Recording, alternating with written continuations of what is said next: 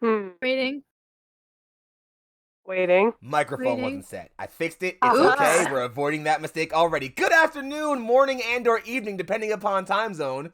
People of the internet, welcome to Neon Lights Roleplay. And what did I say next? Right.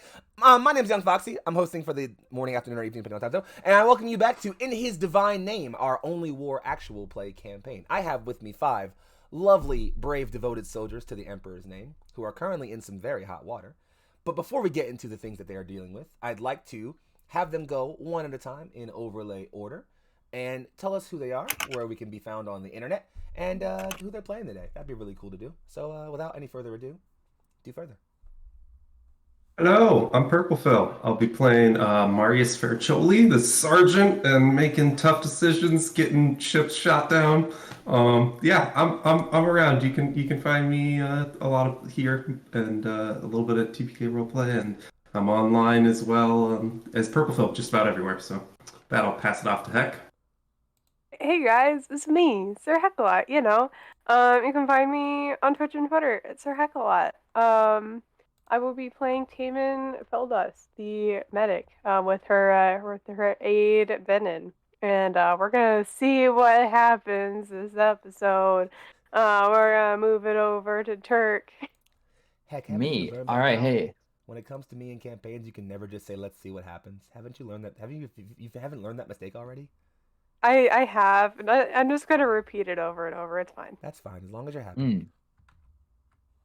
Hi everyone, I'm Turk. That didn't scare me at all, because I'll be playing Kieran Lopata, the explosives weapons specialist. Even though, it didn't work so great last time, he still managed to blow up a bunch of baddies, which is pretty neat. Got blown. Yeah, well, we'll see. We'll see what happens this time. I'll throw it over to Meg. I'm Meg Mysteria, and today I will be playing our sanctioned psyker, Lenora, she's slowly starting to understand what feelings are. Given how we left off last session, I'm not sure how well that's going to go. There's some tough calls to make, and I think some of them are going to be on Ziggy's part, so tag your it, Shock. Yeah, thanks for that. Well, I'm Shockpoint Failure. I'll be playing Ziggurat 86, or Ziggy for short. Quick, easy, and all that noise. And yeah, apparently I just got an orders update that may or may not cause some issues with the party. Let's see what happens. We'll see. And lastly, you guys, I don't know I said this yesterday, but again, if you somehow don't know who I am, welcome to the channel for the first time. Otherwise, what's going on? I'm Young Foxxii, aka Big Foxy, aka Baron Von Foxy, your favorite fox. I do game mastery stuff here a lot, and occasionally I do some player stuff, both here and in other places. You can catch me around, but we'll talk about that some other time. Instead, I think what's much more important and pertinent that we go ahead and get these lovely adventurers, soldiers, and fighters back into the scene, as it were. Where we last left off, our soldiers were engaged in Operation Divine Lightning, a mission to secure a very important Manufactorum Ward depot, deep in the Manufactorum Ward. Complications ensued when a comm station battle went a little bit south, and they were sort of in battle at a listening post, kind of moving their way through. Pushing through, they received some assistance from other squads, moving through and handling some minor issues here or there. Definitely feeling some strange outer presences in the warp as they're doing so amongst the more psychically sensitive amongst their group. Things pass forward. That conversation battle goes incredibly poorly until some incredibly efficient aid arrives, which we haven't really managed to figure out who that was yet, but someone arrived to assist those soldiers in battle at the comm station. Meanwhile, at the depot, our squad, the Sword of Damocles, takes out a well-defended position, murdering plenty of enemy combatants along the way, along with 2 psychically sensitive souls who seem to have had some things done to their literal soul parts. After which, one enemy who was left and not very dead happened to fall back, and after a bit of a misfire with a weapon, his helmet was knocked off, and they saw this was a younger kid, about 16. A small compartment was opened, wherein they found a sort of strange object, which Ziggurat was told to absolutely secure by any means necessary, along with 4 civilians who were cowering in that compartment trying to hide away from the chaos of combat. And after informing that command that there were 4 and or maybe 5 civilians to be taken back to HQ or to be evac'd, the AdMech cut over command comms and told the entire squad, no civilians. Terminate them. I'm going to bring you guys back in right there. All right. So Ziggy's just looking at the rest of the crew and is calmly just waiting on their reactions to this and these new orders. Kieran's gonna be looking at you. His hand hasn't gone off of the firing position. He's not pointing his gun at anything, but you know he's a quick enough shot. He can change that real quick. And he's kind of looking at you, over to the commander, back to you, the civilians. Marius is just going to finish up his last little action that he was doing at the end last time, and kind of, I guess, seeing that, he will just say, he kind of said that there were only 4, and with that, he's going to pull out his last pistol and just shoot the combatant that was in front of him, and execute that one. Okay. He wasn't a civilian. Yeah, fair enough. He did it. Yeah, you draw your last pistol, and the kid's eyes widen. This incredible amount of fear. You see him start to scramble as if either up the stairs or just away from you in whatever way he can. Of course, there's not really much time left, as that just single last pistol shot just cauterizes a wound straight through the middle of his chest, which he grasps at for a bit before falling over still, eyes no longer holding life or light in them. The other 4, the ones who were cowering in the companion, they shelter away a bit as the last pistol shot rings out, and they just look even more horrified. You can see the older one, the older male amongst them, kind of gathering the younger ones and whispering things to them. Just, it's okay, just don't, it's all right, just don't look, it's okay. I see we have finished here. Let's move on now. And Ziggy just immediately just turns around and starts going for the door. Don't you got instructions? Yes, they have been completed. There are no more civilians alive in this facility. Let's move on.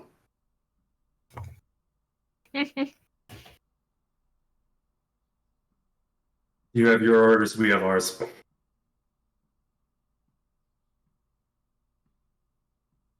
I'm failing to see the conflict. Like I have stated, there are no more civilians in this facility. We can move. Commander, I think the tech head did something with his memory parts. No memory alterations have been done. I reevaluated the situation. I have deemed what I thought were civilians to be a scratch company of loyalist militia. Therefore, no, they are neither civilian nor enemy combatants. Therefore, they are not on the kill list. As you say this, you see the older guy kind of just very meekly hobble over, and he doesn't pick up a las gun or an auto gun from enemy. He just kind of shuffles it a bit closer to him, and just kind of looks up at you. Just,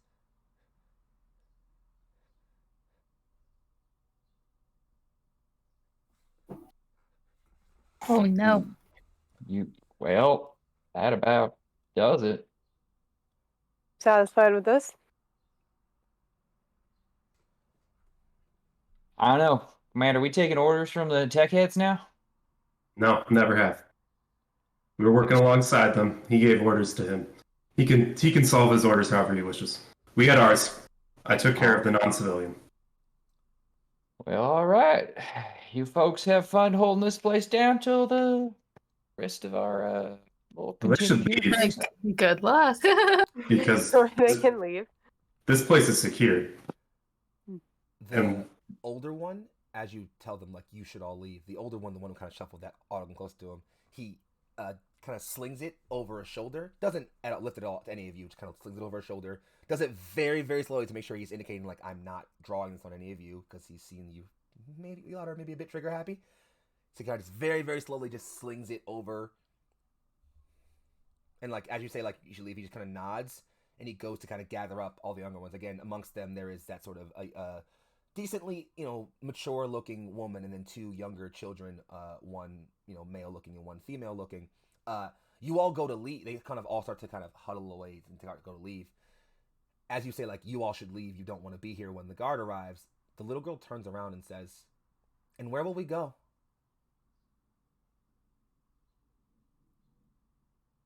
Run To far where? away. You are burning us out of all of our homes. You are killing all of our fathers and brothers. Where do we go? Sorry, where'd you learn all them big words? She steps forward, like fists clenching and angry. She says, "The school I went to." Oh, yeah. They tried to The send me one to you school, burned too. down. I didn't burn down anything, to be fair. Except for, those walkers. What did they teach you in that school? All those big fancy words don't know how to put them together in any sort of decent way. They taught me that loving and serving the Emperor would bring me all the favor and fortune I needed. That if I had faith in him, everything would be provided for. And yet here, people who claim to love the same Emperor I do are taking everything that I have ever had. And for what?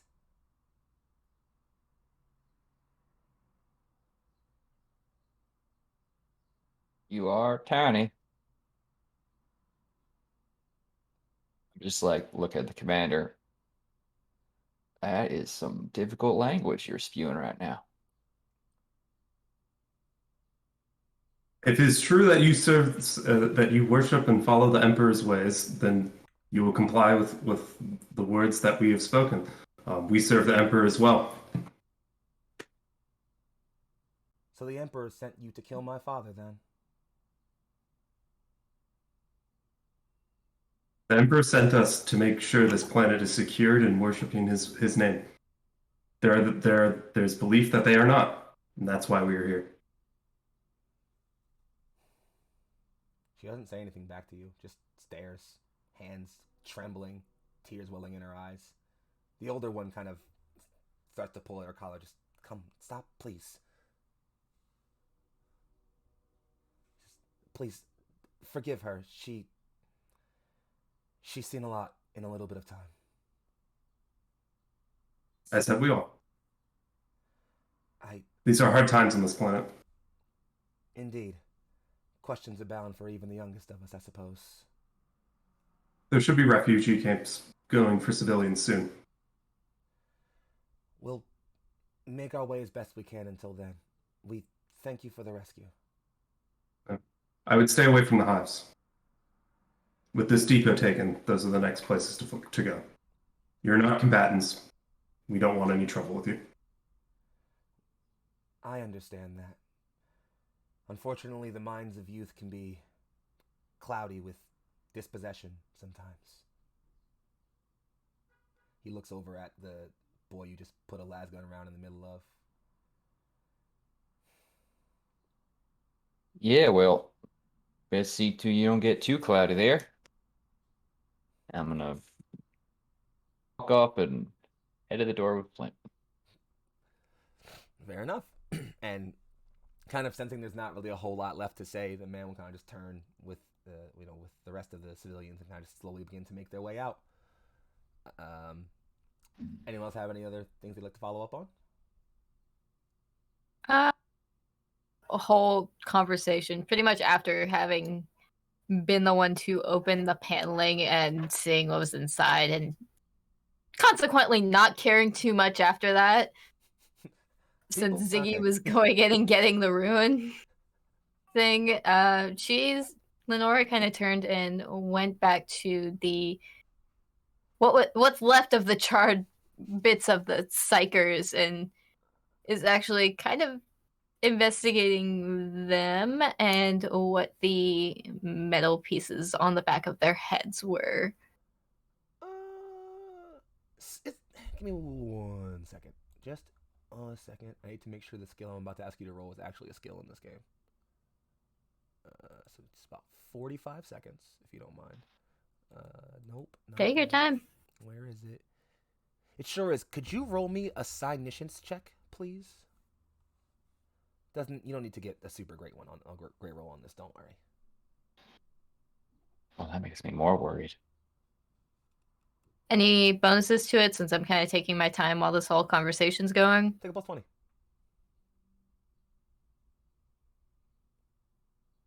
Oop. Perfect. Wow, with the 8. Jesus. Yeah, it's not even a question to you. So, as a sanctioned psyker, you are aware that in order to become an imperial sanctioned psyker, there are deliberate limitations put on the amount of power you can use, where you can push, and sort of in many cases for lower level psykers, there is deliberate binding of your power so as to keep it so you can't do certain things. That device on the back of their heads is almost the exact opposite. It is designed to effectively, if one's access to the warp were to be an orifice in the back of the brain, this device splits that wide open. And as one who is attuned to the way that one accesses the warp, you can only barely fathom how unimaginably painful that has to be. So, you figure, the way they tried to balance out the neural load of ripping a mind open to access the warp better, they split it between two. Balance it. Yep. And so, effectively, that's what you're seeing here. Just two relatively psychic souls who had their psychic potential artificially modified.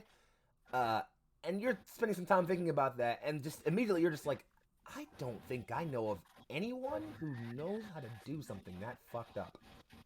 Like, it's not a common talking point you hear about in things you refer to when discussing people who fuck around with psychers. And you've heard some shit. There's plenty of weird shit out there. Psychers are psychers. Yeah. This is some fucked stuff. So does this look like any sort of tech that we've come across before? Either on the black ships or just in combat in general? Nope. That's been reported? Nope. This is something. This is some esoteric shit. You have no record of this anywhere. You've never seen this before. Even just the tech itself. Well, is it familiar? The tech for modifying one connection to the warp isn't super uncommon, but this brand of it, as one designed to directly enhance one's warp connection, this intently, like there are like things like psychic hoods, which like Space Marines wear, or certain other devices which are meant to like psi focuses. There are things like that which are meant to kind of like help one channel the warp more directly or more efficiently, but to literally unnaturally rip one's access to the warp more open, never seen that before. It's some weird shit. That's kind of about what the response is, just mumbling aloud. It's like, this is very strange. I understand what they were trying to do, but this isn't. Madam, what are you thinking?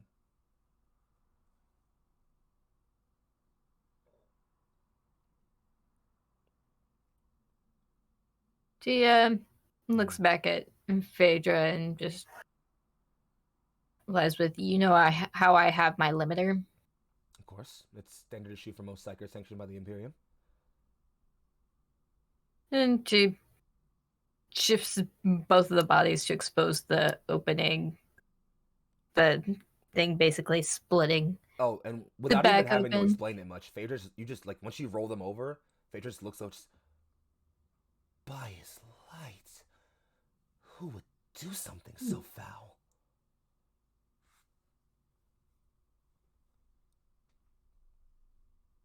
I don't know, but it seems fairly beyond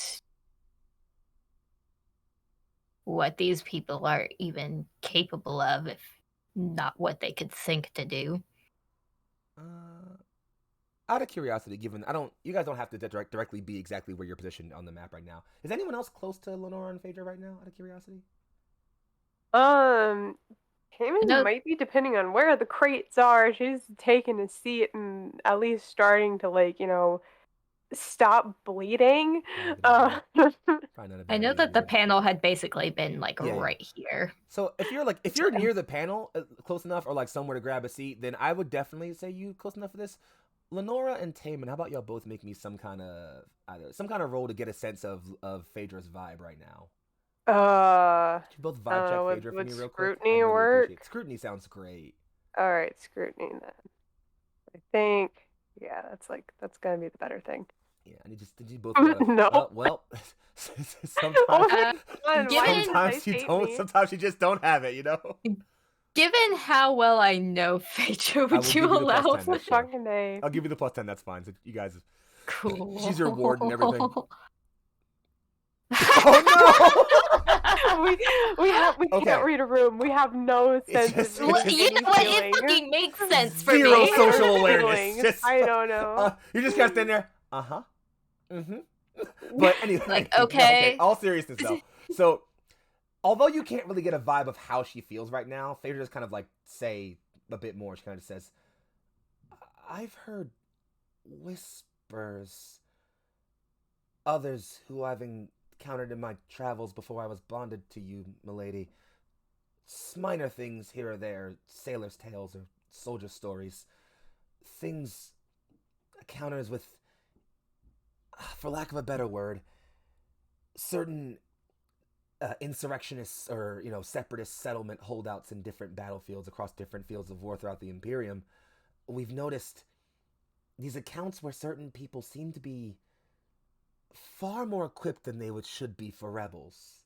And it's not uncommon to suspect that any amongst the various traitor factions would be willing to supply a newfound front with materiel for the sake of allyship or just causing bigger imperial distraction. But to this degree, and to be so untraceable as to not know, prompts suspicion.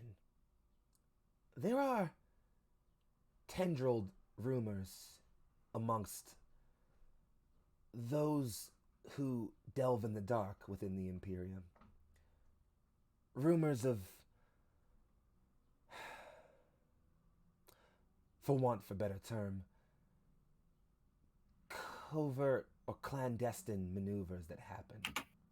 Individuals so interwoven within this labyrinthine bureaucracy we call the Imperium that they move as if to be unseen, sowing chaos, deceit, and deception. This is not an uncommon thing to have known.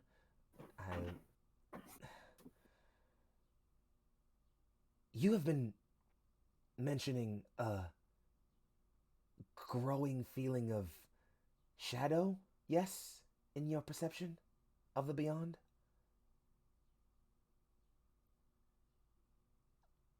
Yes. I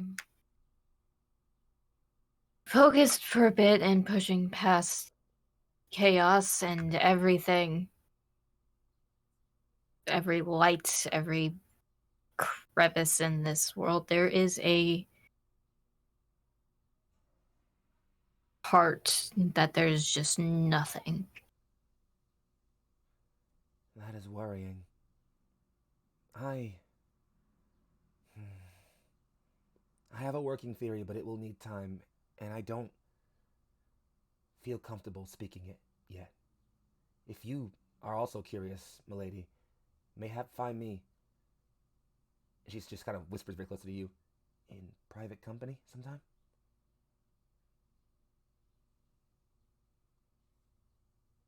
Stop it, Turk. Behave.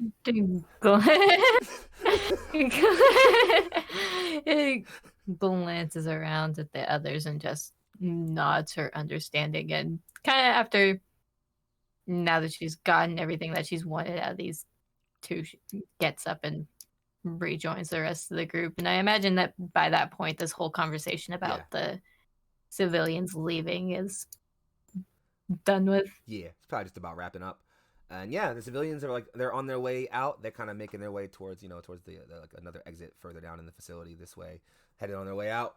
And yeah, you guys are kind of just all here amongst the body, and you can head out if you want. If there's any discussion or commentary to be made or anything like that, feel free to make it. Otherwise, do as you please. Ours is probably going to make sure they don't take anything on their way out. Yeah. What's what's our extraction options here, Captain? That is a good question.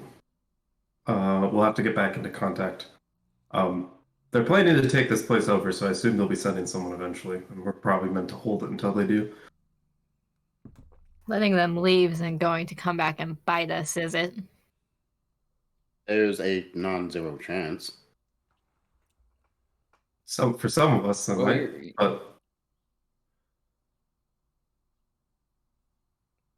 I think we'll be all right.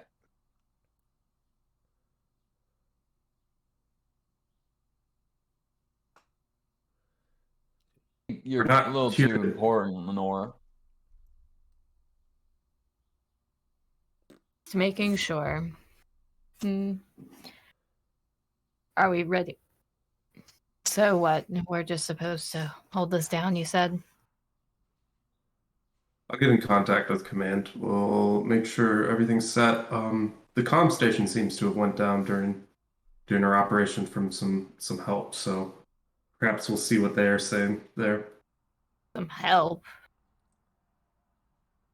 Where Unknown did they help. get- Unknown. Yes. What? No one's able to see anything? No, I've got no front-hand accounts yet over the comms. Unless you want to contact them now. Yeah, I'm gonna look at Remus and then let's Remus, can you hook it get us patched into the ground forces at the comm station? Just a moment, sir. Finding an open Vox. And he's paying attention to me and starts kind of tapping through different squad signals. A lot of people lost their Vox casters either because the device got broken or the person holding it died. So there's a lot of moving around. But eventually you do grab yourself back into contact with the sort of forces on the ground. The situation is drastically shifted, however. For one, all this here, kaput, is gone. Supporting forces are now, you can deliberately register these like sort of frontline forces. It's kind of hard to pick up like directly what they are, at least currently, but you can kind of register them as like, you know, now pushing in and offering a bit more of like covering positions and surrounding this area. Your other forces, at least what's left of them, have now pushed up and are now kind of sieging open ground with their remaining vehicles, you know, doing what they can here. And you get in touch with the squad and it just says, and you're just like, this is 12-2 Squad 3. We're one of the last operating Vox squads. What do you have for us? Checking in. What is your sit rep? Improving drastically. We've gotten assistance. Looks like militia? Good to know. Are you in direct contact with them yet? I can patch you in their commanding officer if you'd like. Yes, please. Just a moment, sir. There's a strong hiss of static, and this clipped, this just like very, very clipped or regimented voice, but very, very kind of regal sounding cuts into you. Just, yes? Heard you're helping us out. What is your identification? Let's try you first. I'm Marius Ferricoli, sergeant in charge of this operation. It's a pleasure to meet you, Ferricoli. Maria Tarsoon. I don't want to call myself commander of these forces, just a fighter with a cause. Good to have you on our side. Glad to have some support here. We've been in battle on this planet for about 1.5 years now. It's about time the guard showed up. Sorry it took so long, but we have our orders. Busy polishing your last rifle still? Getting yourselves all pretty for the brass? Something like that. Understandable. Regardless, that's behind us. You're here now and we can start pushing back. I assume you have a barracks or a forward operation base station somewhere around here? I'm not saying that you're small fry, but I'd appreciate getting in touch with your commanding officers, if that's possible. We'll make sure. I'll try and patch you through. Appreciate that. And then she kind of just like, husses. It kind of goes like a waiting channel for a bit. Message Remus, or I'll look at Remus and give him the nod to So go ahead and patch him through. No, they patch, and it doesn't go directly to them. It goes just to you first. Just Ferricoli. Yeah, I was gonna say. Yeah. Ferricoli, report in. Status: no civilians. Civilians have been dealt with. And there's a noticeable tone in your commanding officer's voice. Just That's strong work. How are you all? We're fine. We've gotten in touch with the ground forces. The supporting militia that has backed us up is looking for contact with you. All right, we'll patch it through in just a moment. But before that, I'm gonna send you guys some evac. All right? I understand Deliverance 3 went down. Yep. Understandable. It would be appreciated. Are we to hold this position until everyone rejoins, or are we waiting? There's a brief bit of silence that you kind of hear some distant kind of talking in a bit, some calm chatter back and forth. Just. All right, Crusader 4's on station. It's a Vulture, not a Valkyrie, so the ride's gonna be a bit more packed than you're used to, but it can get you a lift back to base. We have forces inbound to hold that position, so don't worry about it. All right. Sounds good. Stand by in 2 for evac. We'll do. We'll patch it through. Yeah. Much appreciated. And it is I guess, yeah, he'll say it's a Maria Tarsona is the name of their commanding officer. Understood. Go work, Ferracholi. See you back in a bit. Sounds good. And here's a clip cut as your comms are now separated.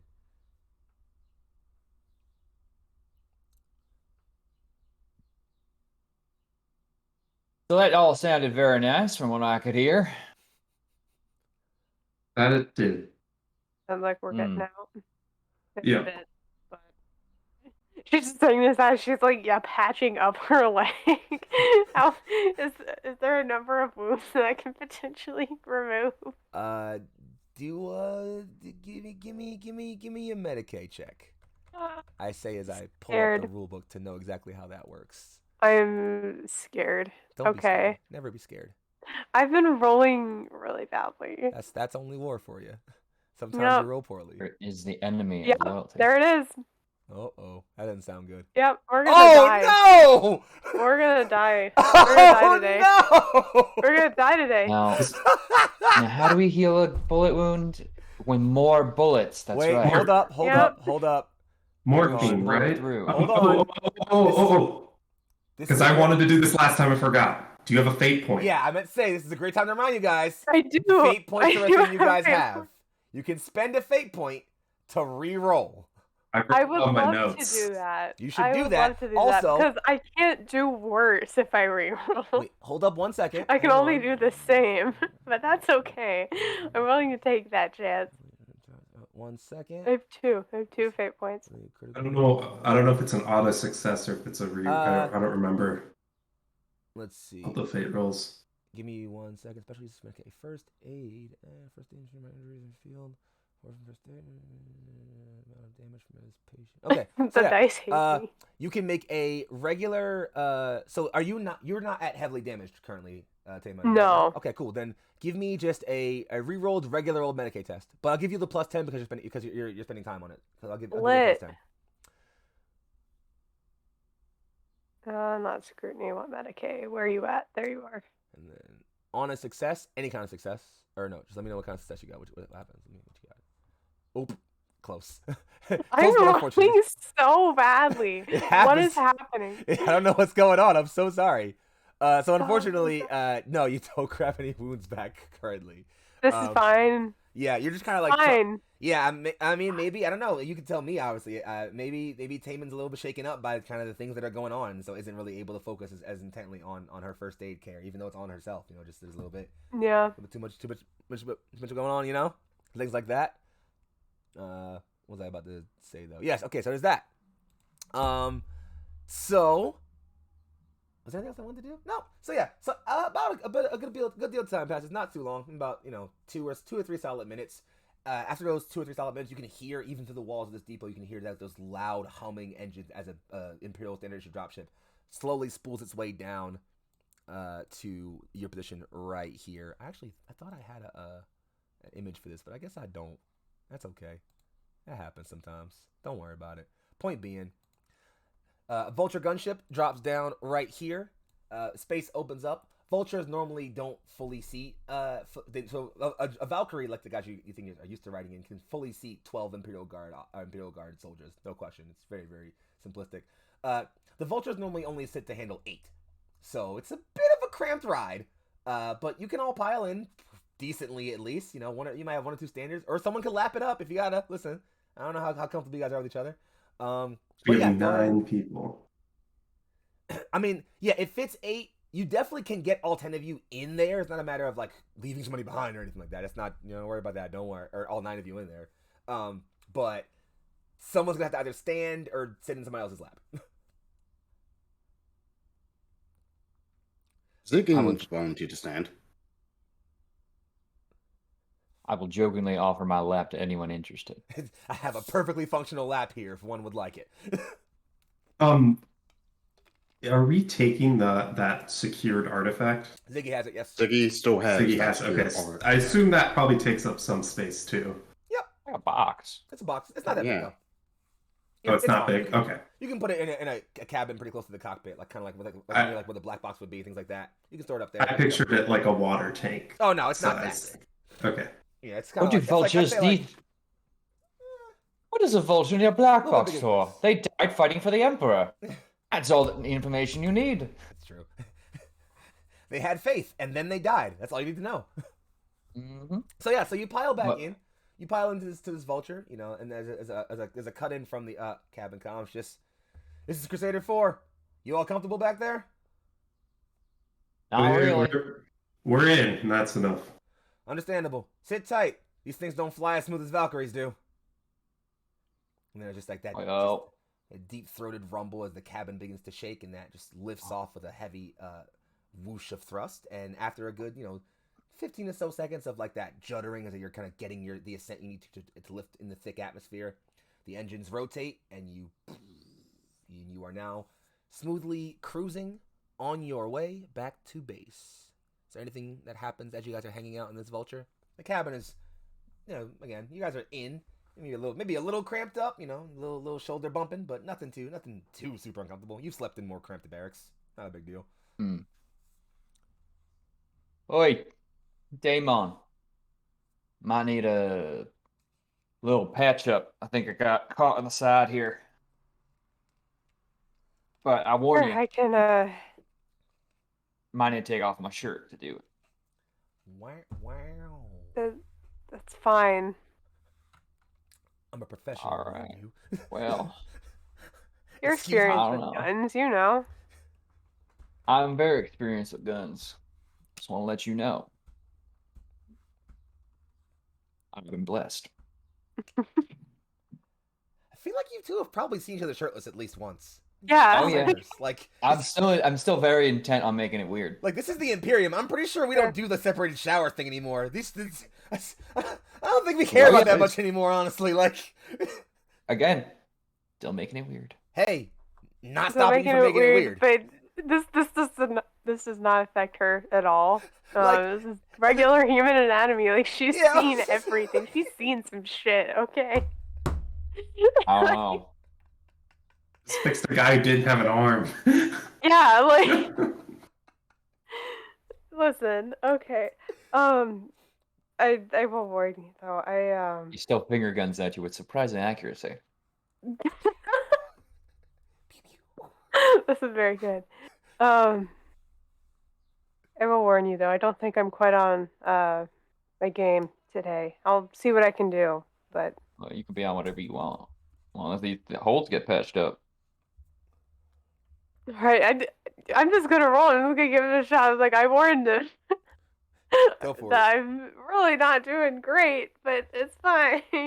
Go This for is it. Fine. Given you're taking time on the ride, take that same +10. Also, I'm letting my dog Okay. out. Give me 1 second. Also, let's see if it'll ask me this time, because it didn't ask me, but I still would have failed the roll anyway. But it would be a 67 instead of a 57 in that case, though. 50. Yeah. Oh wait, there's the bonus. Okay, hold on. Excuse me. Didn't ask me, so maybe I just have to do this.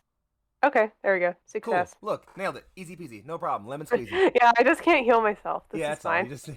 So yeah, now you've had time to center yourself from all the chaos of combat. You find that for some reason the act of just performing simple first aid on another human being is almost kind of just like meditative for you. It's something you've done enough times that you're just like, all right, I can focus on this for a bit, and you just kind of get at it with just like simple sin. Yeah, just really, really methodical work.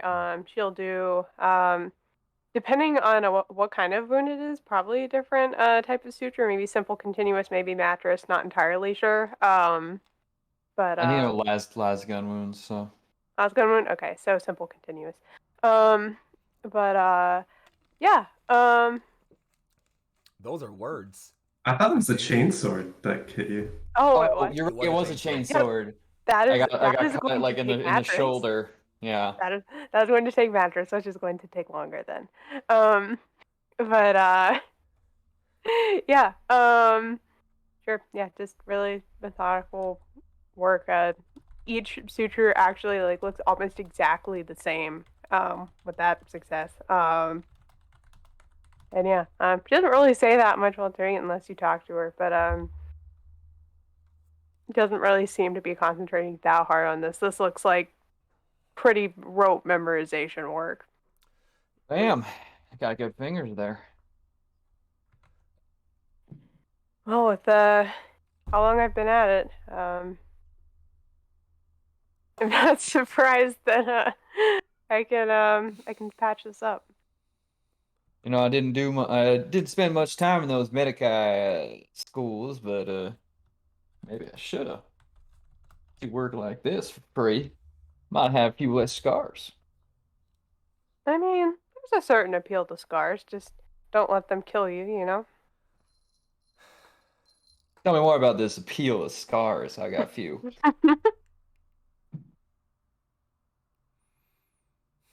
I mean, okay, like you've been to bars before, you know. There's just certain I don't know, mystery appeal to having scars.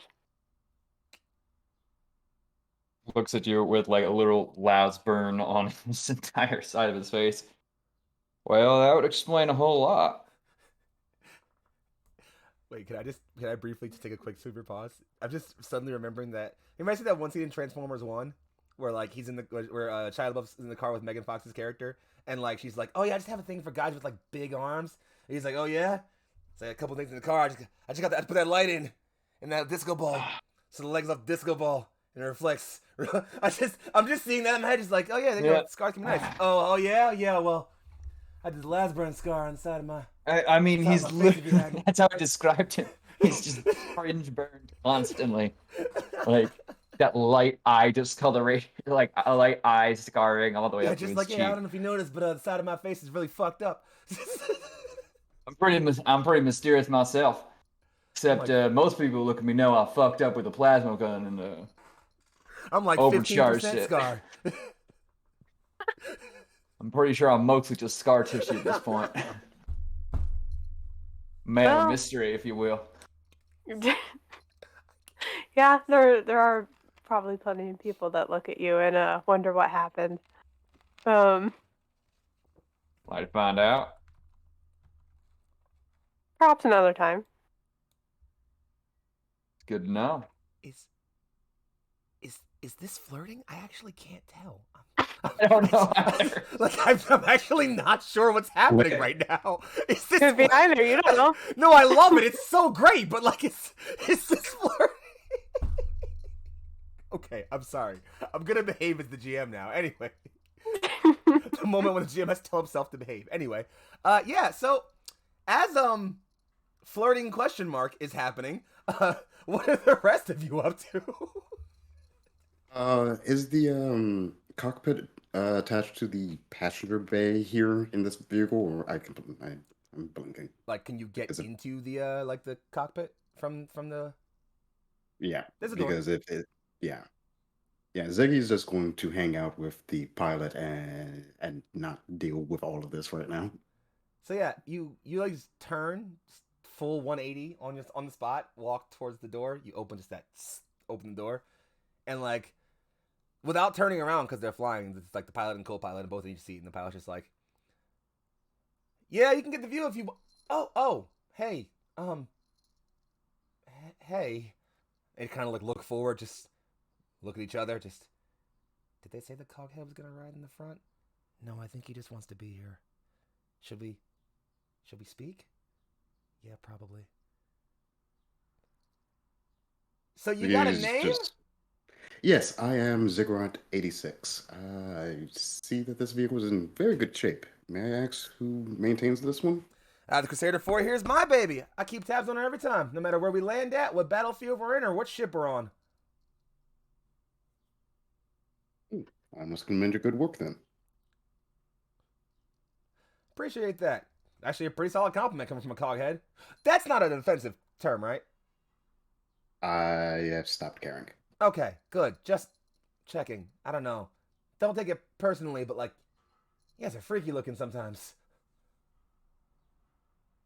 Those outside the faith do not understand the appreciation we have for technology. I'm quite aware of this. Hey man, I ain't judging. I got a cousin, dresses up like a dog whenever he has sex. Just his thing, dude.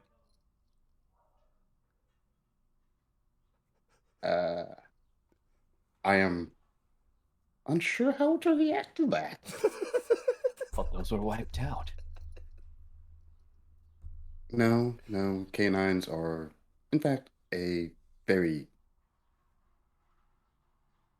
I will admit, 84 would be more knowledgeable on canines. He is among the major biologists. I am afraid I've only few notes on that, but I am certain that there are still dogs, and they seem to be very popular among nobilis. Yeah, listen, man, they aren't my thing either. Point is, I don't judge. He likes dogs, you like robots, you do your thing, all right? And he kind of just like, looks back forward and goes back to flying. Co-pilot's like, please ignore every single thing that man speaks. It's just, we let him fly, we don't let him do much else. I believe I understand why. And he kind of just like takes a really deep sigh.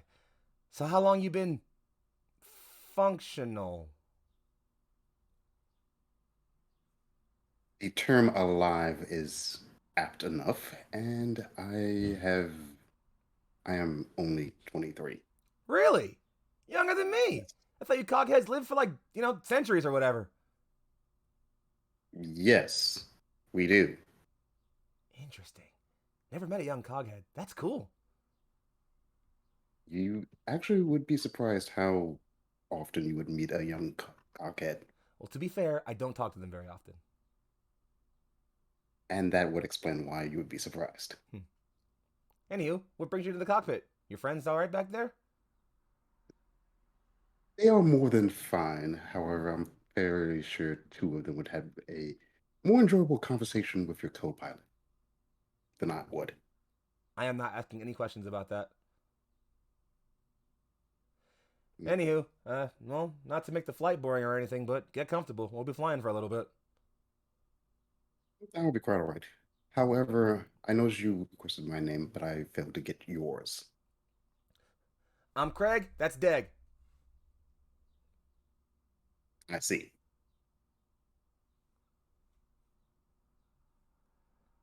You wouldn't happen to be related, would you? Nope. Interesting. And yeah, with that, Siggy's just going to shut up and patiently wait for the ride to be over. There is one more thing as he's finished patched up.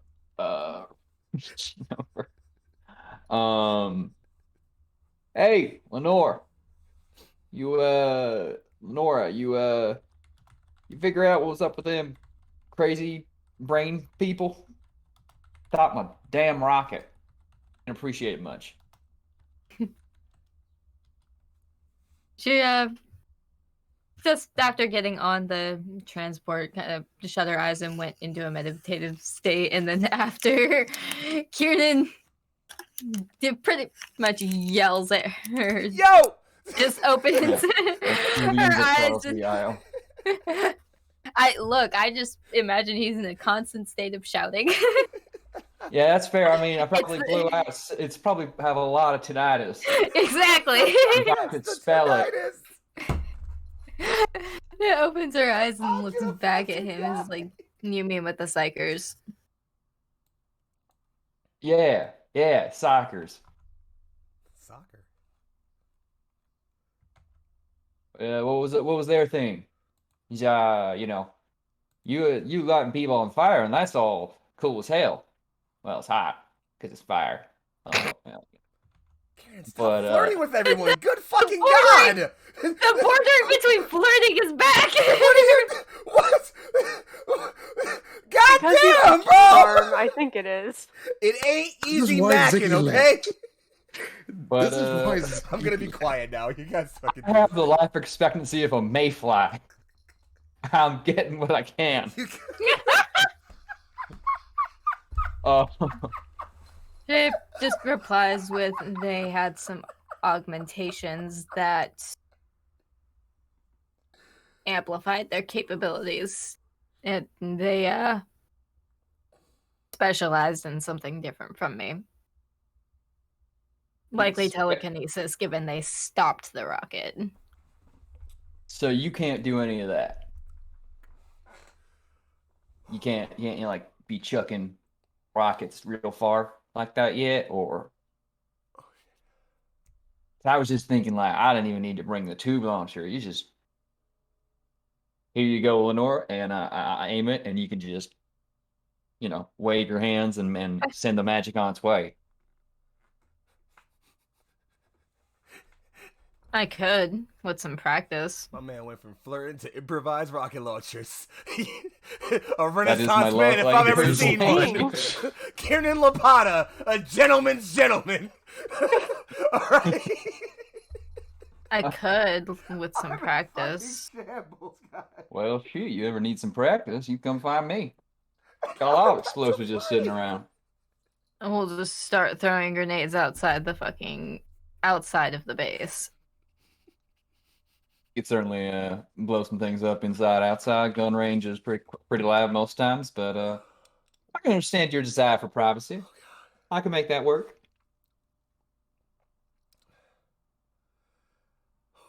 Sure, maybe one of these days we can try it. Well, all right. Sounds good to me. I'm gonna lean back. Okay. Into my seat, content. Have a date. All right. Anything else happening in the vulture, guys? Marius is just kind of brooding. He's maybe trying to clean up his chainsword a bit, but nothing too fancy. Get some of the brain matter off. Yeah, being quiet. I don't even remember if he used it on anyone yet. You guys cleaned up all the combat before he got there, but he's probably cleaning it anyways. It's residual brain matter. Mm-hmm. Oh, okay. Well, You get there? no, I'm not. I'm so not okay. Look, man, I'm just turning your OnlyWar game into an Imperial Guard dating sim. It's I fine. don't know what's happening, guys. Seven your Sons date's Modern probably gonna Family. die. This campaign's a dating sim. What's happening to all of my games? I don't know, but you're the one that gave my character a wife last night It during was D&D. fine. Okay, I did you know not what? do We're not doing this anything. right now. We're not doing this right now. God damn it. This is gonna be a day. All right. So there's a fair bit of time that passes flying. Just idle, patience and the gentle rumbling of the engines as you soar across the largely boring to look at plains of Eastia Prime, this rad-scarred, tundra-covered planet that you're currently on. You make your way back into the Manufactorum Ward, eventually landing back, making your way back towards that sort of forward operating barracks you guys have been operating at for a long enough time. You eventually bring yourself right back here as the sort of hangar doors shift very, very quickly open, as that sort of large craft floats its way in, scooting just almost grazing the top of the tank just a little bit, and comes to a graceful landing right around here in that zone. And, the pilot kind of just cuts back in and says, "All right, last stop, kids. We gotta get back to our company barracks, so we can't stay for too long." All right, we'll get out quickly. Yeah. Scoot on out, helping Flint soldier on through. Yeah, Flint kind of gets up with the one good arm he's got remaining, just looks over, just like, better get a damn good bionic out of this. Something shiny. Better shoot Ooh. a fucking laser. Not guaranteed shiny, but Wrist I can get a good launcher. one. Yeah, except wrist launchers. Now we're thinking. Now we're talking. Now we're cyberpunk. He's gonna get a hook. That's all we could afford. Just a hook on his shoulder? Like what? Mhm. Yeah. It's just, He's like, oh he's my God. His arm. It's a very sturdy hook, so he can carry the rocket launcher. No, hang on. If he agrees to serve the Omnissiah, Ziggy can get him a very good arm. You In just say, hey guys, processor. I'll fix your Also, NPCs I after you just- join my religion. I just wanna point out- missionaries. I just want to point out, it took delirium and losing his fucking arm to get Flint to talk. Oh god. Yeah. Yeah, that's about how it goes. Oh no. Yeah. That's Flint for you. Hey, I mean, listen, you try not talking after losing an arm. I mean, you might be dead, so it might not be that hard, but if you live, you stay quiet. Anyway, so yeah, you land and you dismount, just put a host in your kids, and then you guys all pile on out, and you make your way out of the main landing bay, kind of making your way here. It's turning to see Crusader 4 shift itself back up, and the Vulture gunship just to take its way right back out of that door as the hangars close. You make your way through, kind of just passing through some of the kind of through different hallways. As you get to about here, well, you recognize a couple different things. First off, command is this way, and it probably makes sense to get a debrief in at some point soon as possible, obviously. Your barracks are obviously, back here, obviously, which you can get to if you need to. But also, let me make sure the stream's getting the right view of the map. And yes, they sure are, actually. Especially if I do a little zoom out action right here. Give me 1 second. And the other thing I want to mention, which is pretty important, as you're passing through this area here, there's a couple of figures who pass by. The first are definitely the other two squads who were on the mission with you. 2-1 and 3-1 and 3-3.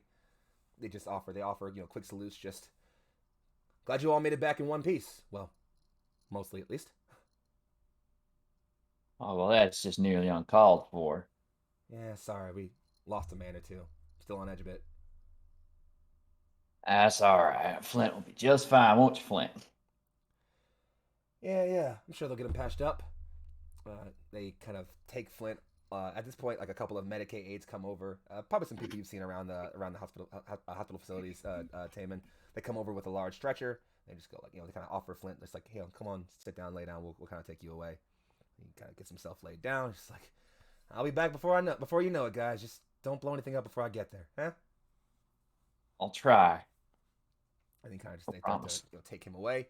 There's also some other aides that kind of come and run by because they moving past 3-1 and 3-3, gathering, picking up different wounded members, bringing some people from different squads. Some people you assume were probably on other missions you didn't notice or didn't see. But there is one stretcher that goes by. The body on it there's a lot of third-degree burns covering it. It is just a lot, very, very damaged. Hard to make out anything distinct. There's already bandaging covering like a lot of facial areas and like torso areas. The left leg ends at the knee. The right arm ends just past like the elbow sort of, or I guess the shoulder joint. The right arm does not have a hand. And there is just like this figure laying there on this stretcher as it kind of comes by. But despite all of that damage, it is not entirely impossible to notice that there is a clean pair of dog tags hanging from the the chest part, which haven't been removed yet or anything, and they say Miraz S. It's the pilot of your ship. Yep. Boy, he lived. He did. This is But good. at what cost? That's not really a pilot. I mean, they clipped his wings and made him Kentucky Fried Chicken. Oh fuck! Oh shit! That's out of character, by the way. Oh fuck! Got him. He said it in voice. I think that was in character.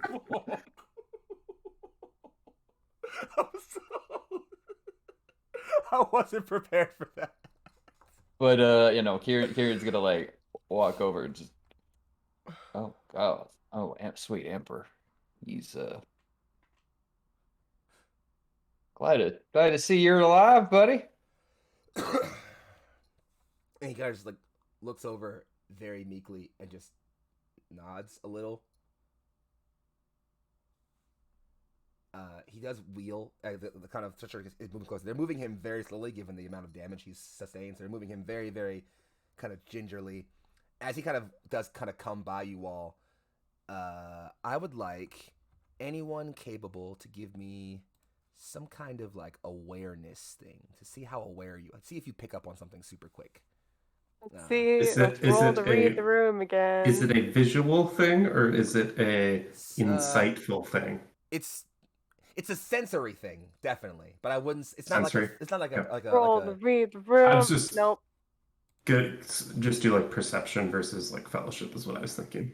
yeah, I'd say it's probably more perception or scrutiny. I guess would be the word here.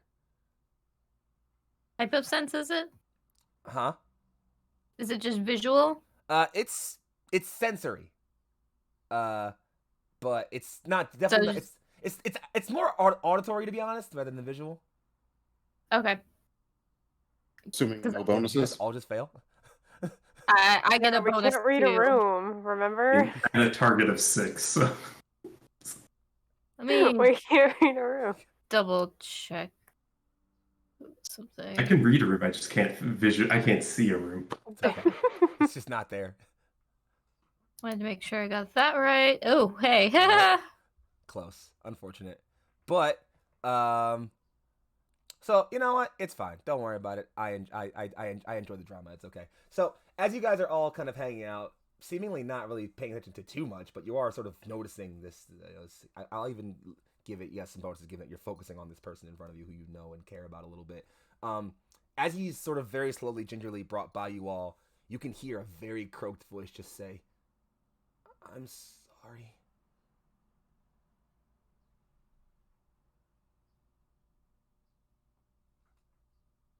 Nothing to be sorry about. Ziggy's just saying, don't worry.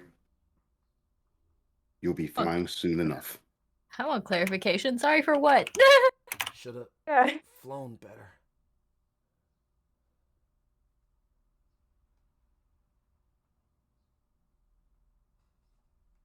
How are you gonna fly better when they had all them fancy guns pointed at you?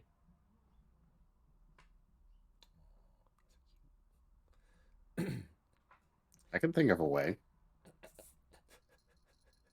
You're not making You the stop boy a that. servitor. Stop it. He'll be Did all everything- right. Wouldn't be a Where's the servitor. spray bottle? Stop. Bad.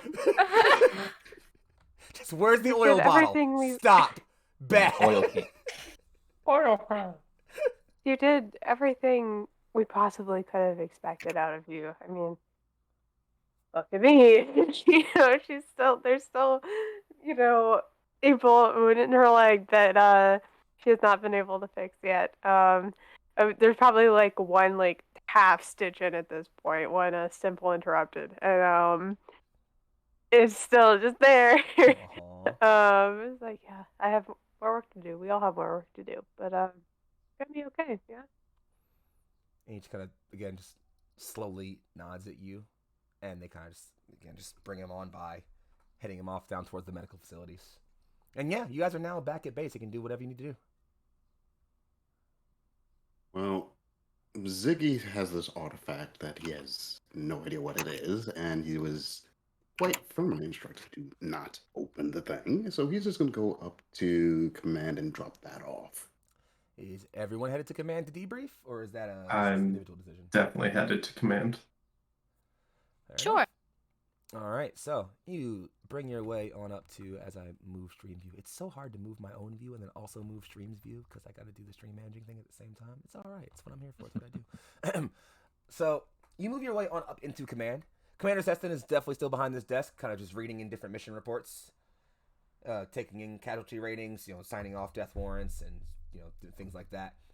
You all come in, traditional, I guess like decorum as it is known is to salute when you see a commanding officer, but you'd all know that, so I'm not gonna make you like roll to remember that for some reason or anything.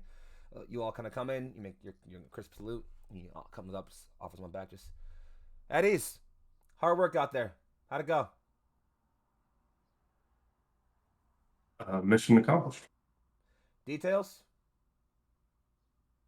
Not too much to talk about. We were able to take down the listening post, met with some resistance, a couple of autocannons set up, and we handled it for the most part. Made our way to,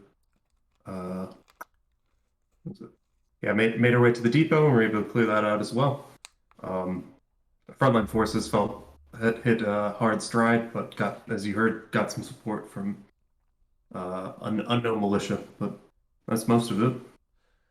Yeah, we've been in touch with that militia force, trying to gain some more information on that. Stand by for more intel in the near future. There'll be a dossier sent to your squad's Vox whenever necessary. Good to know you guys all got out of there alive. Casualty reports? One wounded, Flint missing his arm. Unfortunate. He's a good shot. We'll see if we can't get him a bionic ordered up at some point soon. Technically not the only wounded. That's true. Some other people did take some minor wounds. That's true. Hi, Taman. How you doing? Taman and Kieran are both hurt technically. They can still fight. I'm hurt too. That's but true. we Yeah, can you're still all kind fight, so we're not casualties. That's the yeah. So help. Commander kind of comes back a bit, just and he kind of it kind of makes a bit of a motion. From a side door come a couple of red-robed individuals with large packs of mechanical limbs hanging out of there. One of them, so they all kind of shuffle out, you know, in very simplistic ways. And then from behind them, you hear this clanking sound. This is like kind of just like this distinct kind of tapping sound as another Mechanicus individual comes up. This one with 8 mechanical legs, just kind of spindling forward, like a cloak billowing behind it, as it has this sort of massive power pack generator with 8 or 9 other like individual loose mechadendrites all just flowing about it. You know, some of them have data pads in its hand that it's showing to them. Other ones are like, you know, making small sensors and taking readings in the air. And this thing just kind of flutters open. It kind of just like completely ignoring all of your existence, just skitters its way directly in front of Ziggy and just says, Ziggurat is and Selin. Perfect. Mission accomplished, I assume? I have retrieved the artifact, and it is secure. He says, holding up the said artifact. 4 of the mechanics come down and kind of pick it up in different places, lift it, and then kind of just like move, shove it kind of back towards this thing, this guy's chest. Fantastic work. Your appliance is appreciated, and your compliance is appreciated and noted. Were there complications? None worth noting. Wonderful. You have served the Omnissiah well this day. Take time to rest and recover. Remember your canticles and take to the rituals of cleansing and sensing. We will speak soon. And he just clatters backwards without even waiting for a greeting or anything. Doesn't even look at the rest of you. Sorry, I missed the name. What was the head tech priest's name? Didn't give it. He didn't give it. Okay. Just walked Would away. you know it? That was a good question. Does Ziggy recognize this one? Nope. And in fact, it's not even uncommon for you to like give typical Mechanicus things is when 2 mechanic adepts meet each other, you kind of just offer your binary ident codes very quickly. It takes a very, very brief and then a second. You kind of offer your ident codes. You kind of send yours out, and the sending is kind of both like a sort of like a sonar ping, where it kind of pings off of theirs and then sends theirs back to you. So you get the kind of affirmative ping that would indicate like, yes, this person is definitely official Mechanicus and definitely someone I can trust or whatever. But as it kind of returns to you, where you expect to kind of get like the solid sort of identification reading, redacted. Oh. Need. That's not good. Okay. That skittering individual does the skitter on out of the room. His 3 or 4 robed acolytes just shuffling with their large, mechanic staffs right on behind him as they make their way out. The commander just looks over, looks back at you all, and just says, "It's not easy killing civilians. You all feeling okay?" The tech priest took care of the civilians. Yeah, I guess best to have the machine handle those things. You can always purge your own memory banks or something, right? Mm-hmm. All right, well, and he kind of does like a bit of a looking around, making sure none of his attendants are too close. I can't make this too loud, but I think you all made the right call personally. Getting asked to just butcher people like that, leave it for cogheads and machines. It's not right for us. They weren't our orders anyways. Agreed. There's something weird about this. I can't say too much, but I don't even really know what the cogheads are doing here, personally. Ziggy's still in the room. He's just vibing. He's just What is he vibing. even doing? Oh, he knows. He just is. But like Yeah, he's kind of he's like just sitting there. he's like kind of calmed in, trying Jeez, to come in a bit. okay. Just I'm not sure what the Admech have planned for this planet. They don't communicate their larger orders to us effectively, which is not uncommon. But there's never mind.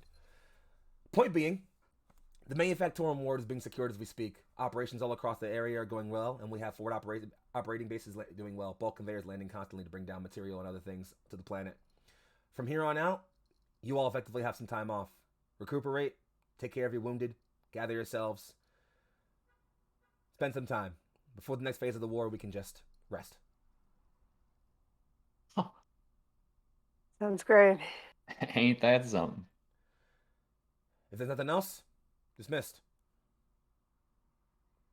And yeah, you all disperse. You can now do as you want. There is a Medicaid attendant waiting at the door, who, as you all come out, does sort of just nod to you all, just Madam Felblood and the rest. If you wish, we can attend to your wounded in the medical base if you wish. Marius is actually going to stay behind to speak to the commander. Fair enough. Also, but Oh, that would be great. Of course. Right this way, madam. Go on over. And you, Ensign Lapata. Oh, well.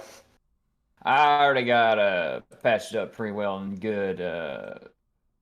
Guess if you also want to get nice and close, we could discuss things. Just very, very colloquially, just, of course, right this way. And just, like, ushers you on.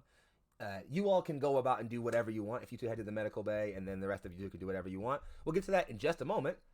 Let's see what Marius is getting into real quick. So you're staying behind and talk to the commander right here? yes. So as everyone else turns to leave, he notices you not leaving and says, Farrakoli, there's something else? How did the rest of the operation go? From what we understand, most points of the manufacturing ward are locked down. We have depots secured in 7 different quadrants of the planet, landing zones operating in at least 4 other places, and forward operating bases for every single company that's landing currently. Infantry artillery regiments are en route to be deployed. We're dropping munitions and Air Force next.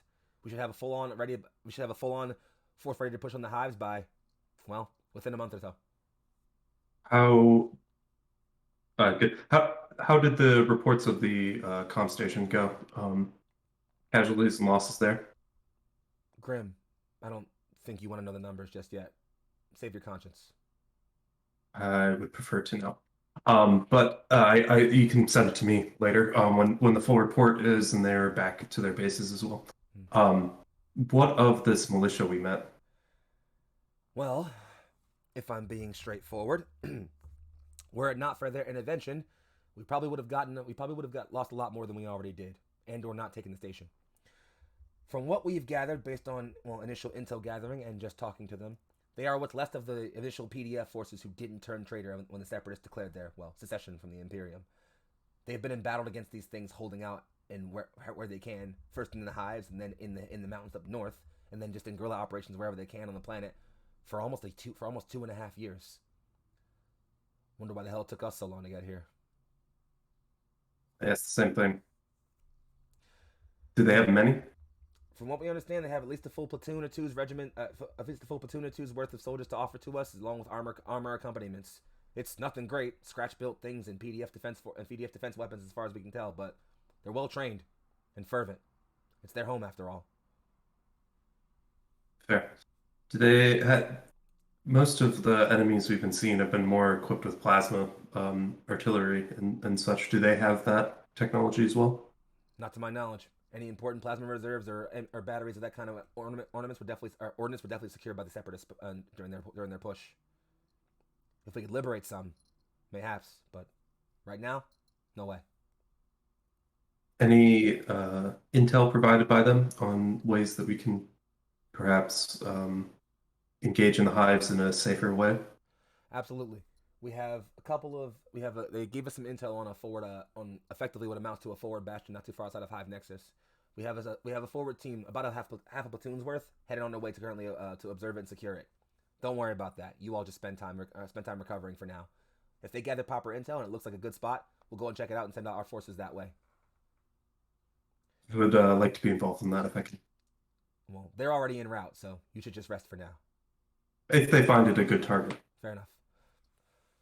Otherwise, the best thing that we can do is simply to convoy up, grab all of our, grab any gunship that we can load up with a vehicle, and make a large convoy push straight towards Hive Nexus. It's a long trip, even longer given that we'll be traveling in convoy. But the moving in one unit will allow us the security of numbers. Agree. Sounds good. One more thing. Is there anyone else in this room? Nope. Can I mention something to you in private? Of course. What's up? The admix orders to execute those civilians. Hmm? Do you know where that came from? Them directly? As far as I understand, yes. Now, I don't like to hazard my guesses on the Coghead's motives or reasonings.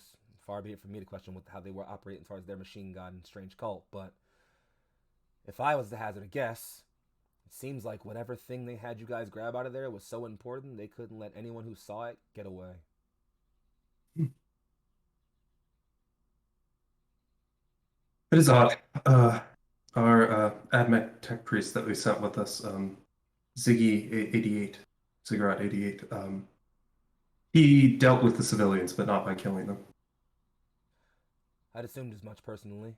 Didn't want to ask in front of, well, company, but my assumption is I wanted to make sure you were aware. He looks at you with an incredibly stern face and just says, I should be sending you all to the firing squad now. You know that, right? Those are not our orders, but I understand.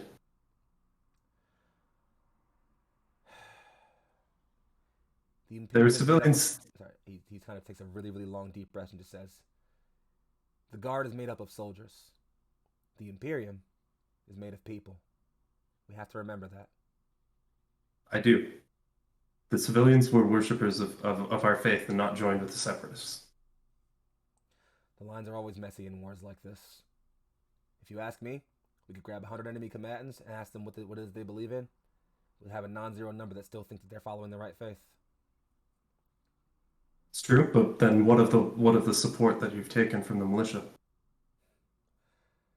More than anything else, I think it's not on us to comment on how complex this war zone can be. We have to remember that when we approach this planet, while we are here for the first time, this place has history, sometimes complex. Which leads me to mention that there is one other thing we have to think about. And he kind of comes in real close and just says, there have been some incredibly strange reports floating about other barracks recently.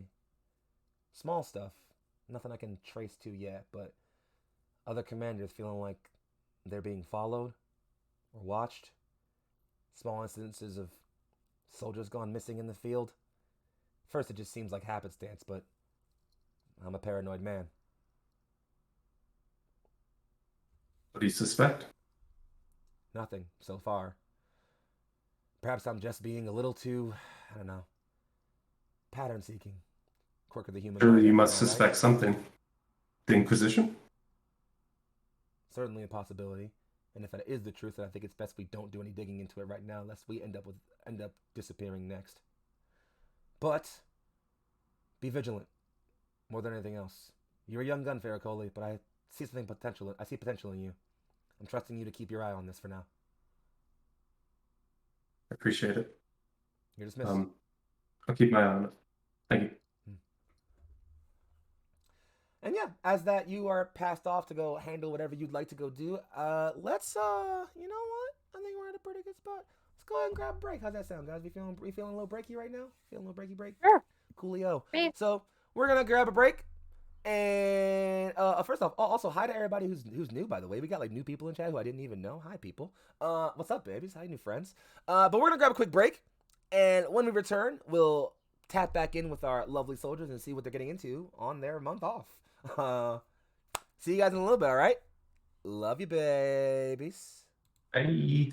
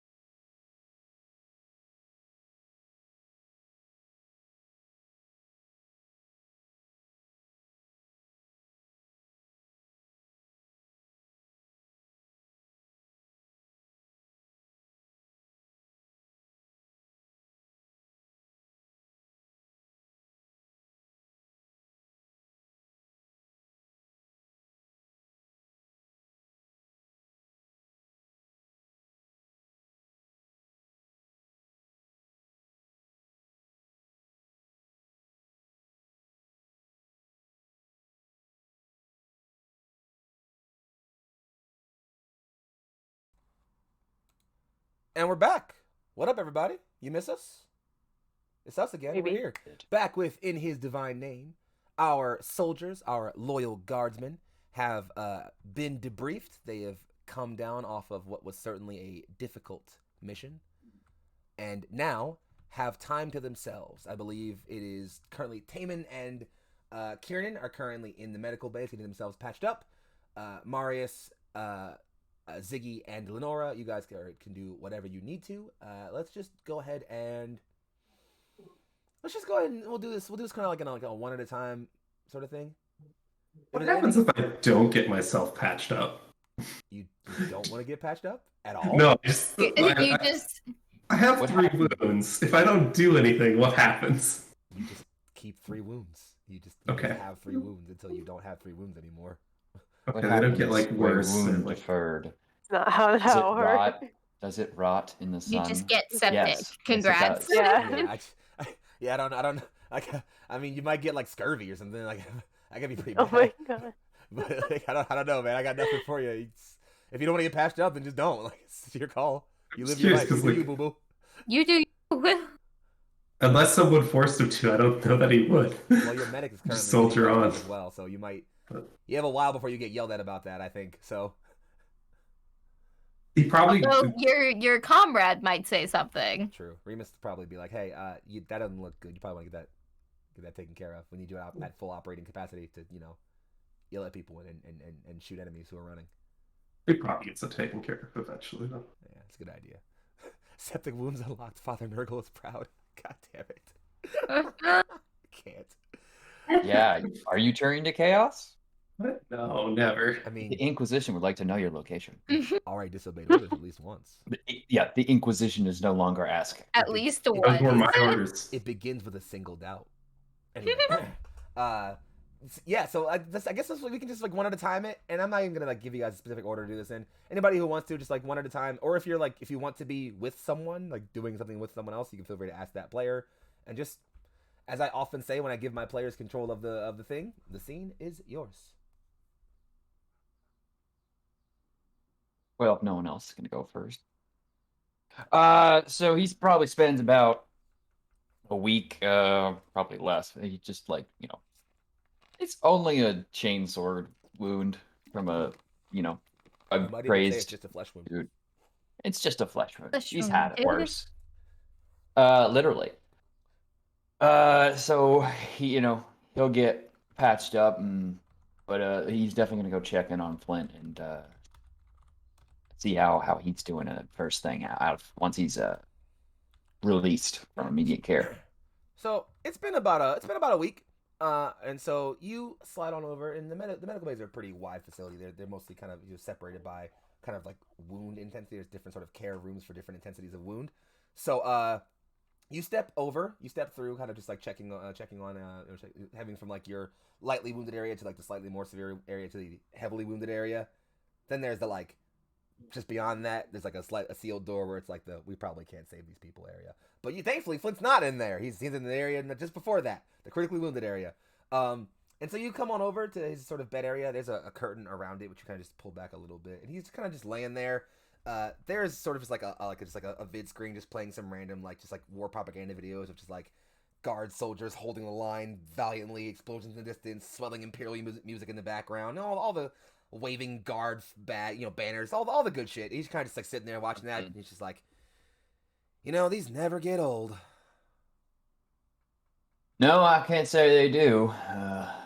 Good time. Oh, that is a good shot there. Yeah, one of my favorite scenes in this one. You're looking good, Kieran. Well, to be fair, I only had a minor wound here. I didn't, lose any weight out there. How's the arm? Well, the one that's still attached works just fine. He kind of says and lifts his hand up. He moves his kind of blanket and shows just like a well-wrapped bandage, and like there's like a sealed metal plate at the end of it. He's like, man's got me fitted for a bio. I gotta get it in the next week or two. Oh, that's exciting. You get the specs on that yet, or are they keeping that a little surprise? Well, they said it wasn't top grade because they normally save those for the upper echelons and such, and we just regs out here. But they say it's functional and it's got 5 fingers, so could be worse, right?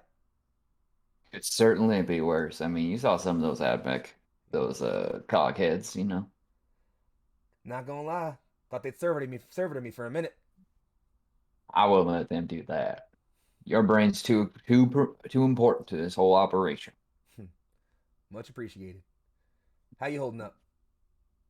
Well, I'm all right, I think. That little girl sure had a mouth on her, but beyond that, I'm doing just fine. He leans back a bit. You think she had a point? No, she got to live because she believed in the Emperor.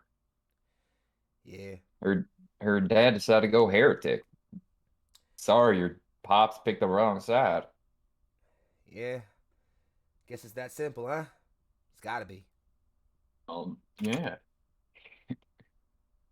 Shoot, what else could it be? I don't even want to know. Yeah, man. I don't know. Ain't no point in thinking about it too much. We don't get paid for thinking, we get paid for blowing up, right?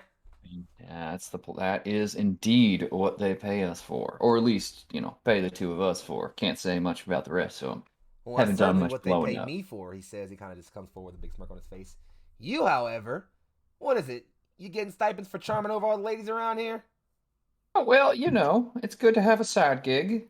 Mm-hmm. My side gig just happens to be the better looking of the two of us. Fair enough, I suppose. So you and that Which, medic, eh? Oh, I play in a field. Yeah. I suppose there are worse options out there, right?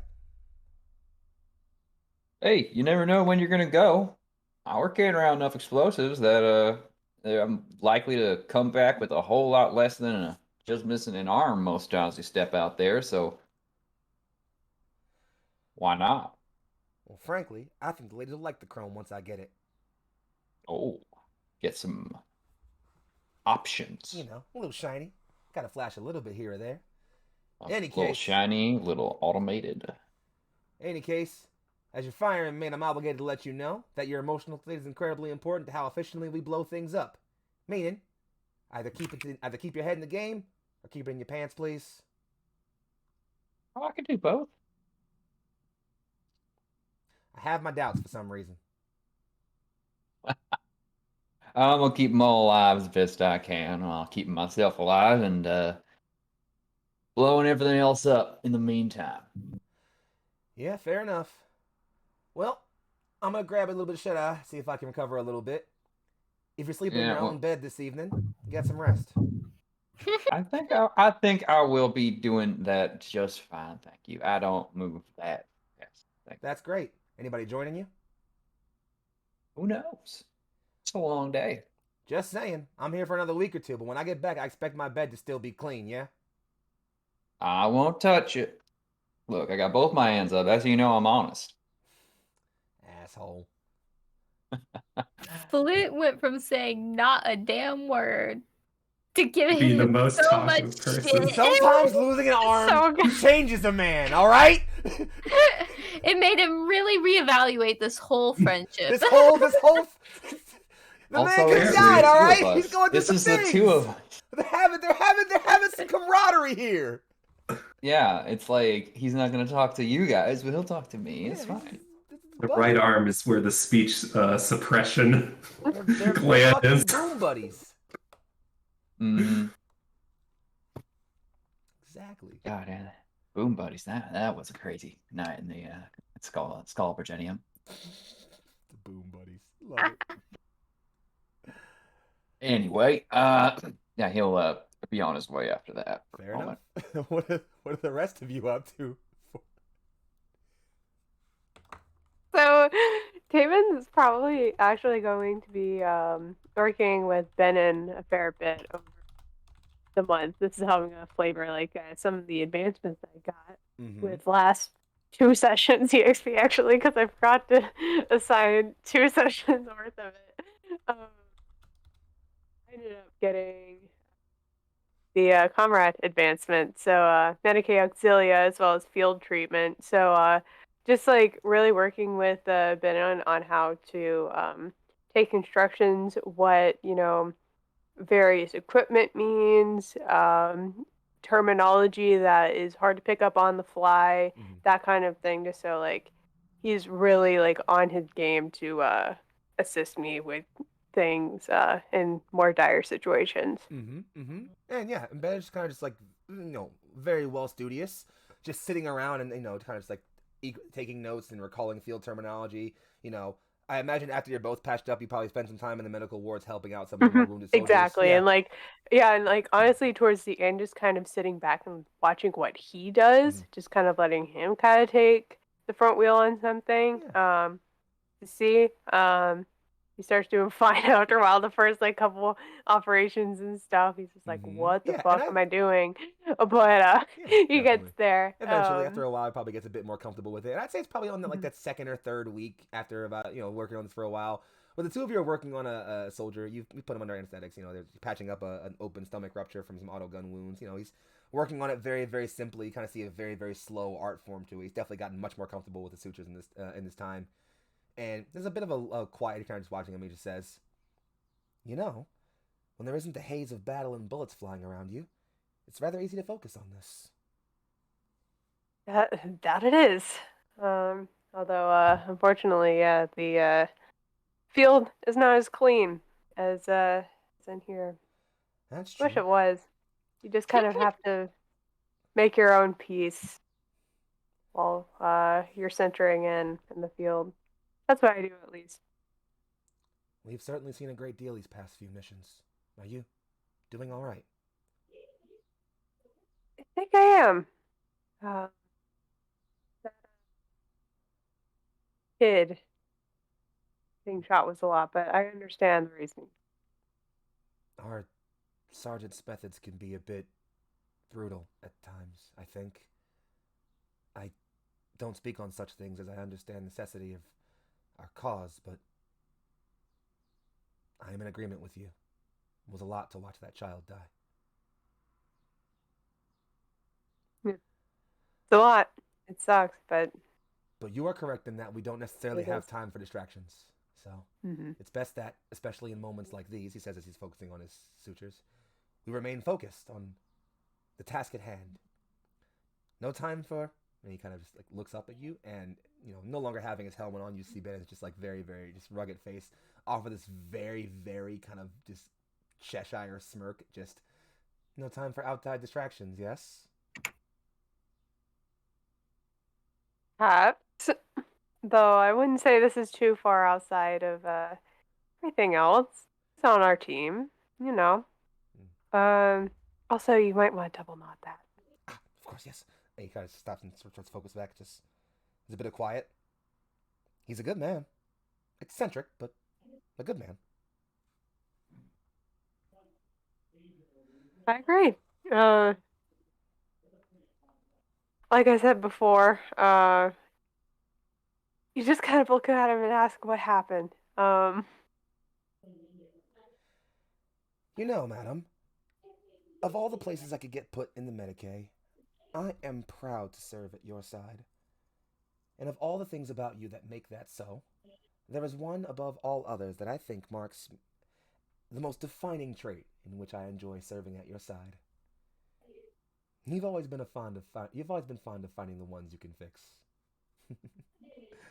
I don't believe this is much different, yes? That might be it. I don't know. He kind of just like finishes that last suture, closes that one off.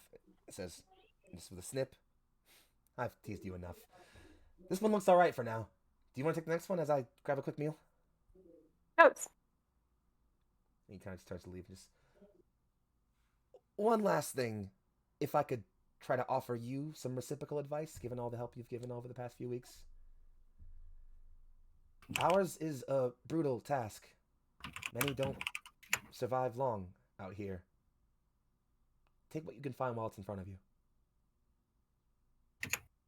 And with that, he just makes his way out of the door.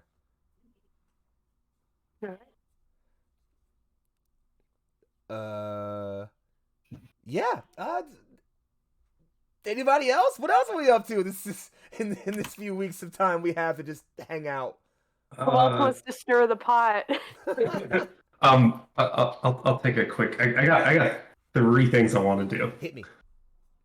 First off, just kind of like, as a sergeant, do I have a private quarters, or am I just still in the same bunks as everyone else? Bunked in with the squad. As I mentioned, Is like there- your sort of barrack bunks are separated into pairs, and there is a privacy curtain that does cover the pairs. So your sort of paired bunk that you and Remus have, you can cover that privately for like the only you and him are there, and or whoever you have in there. But as far as like overall privacy, not really. Is there a room Marius could go to be alone for a little while? Like on your own, like work privately. Yeah. I mean, Remus is your subordinate. If you tell him to leave, he'll leave. Yeah, more like solid walls privately. In the base? Like if there's like a meeting room or something like that. Not necessarily. Smaller No. enough. No, there's no private. Okay. Not for something you have access to as a sergeant. Like if you were for upper echelon command and things like that, yeah. But for you, Gotcha. Okay. He's just gonna take some time reading through the reports of the frontline soldiers for a little while. Being very brooding about it, about the results, and out of curiosity, what are they, if I can ask? sure. So, let me give me 1 second. I'll even make this make sense. Give me 1 second. I gotta do the thing first. Okay. Even make it make sense. We appreciate that, considering you're the GM. That's what I do. It's my job. While you're doing that, while I'm doing that, I can do. I was gonna also have an RP moment with Ziggy, I think, at one point. So cool. you can do the math. Yeah, you do. Yeah, you. And I'll do the convo. Put y'all back on the here, while I remain here. Take it away, kiddos. Ziggurat 86, is it? Do you have a moment? Yes, I believe I have a moment at this time. How can I help you? I have exactly 1 moment. Back on the mission, I sent a communication that there was 4 civilians, and you overrode me with saying there were 5. Care to explain why? The individual in question had surrendered, relinquished his arms, and was of a notably young age. At that time, he no longer was considered an enemy combatant. Are you making those kind of distinguishments now? It's my understanding that these kinds of distinguishments are standard procedure for the Imperial Guard. I mean, for civilians, yes, but for combatants, I don't believe so. He was clearly undertrained and was pressed into service against our enemies. If he was to surrender, he is no longer deemed an enemy combatant. He's still a heretic, though, for going against the Emperor.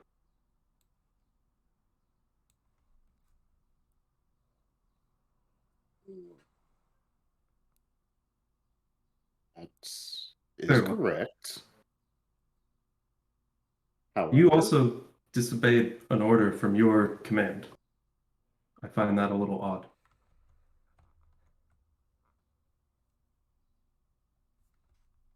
I did not see the need to expend ammunition.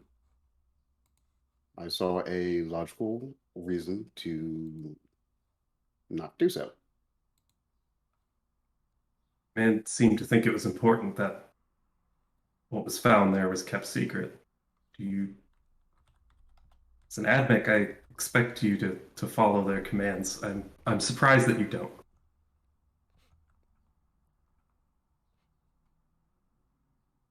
My commands are not entirely absolute, so long as the logic behind your deviation is sound.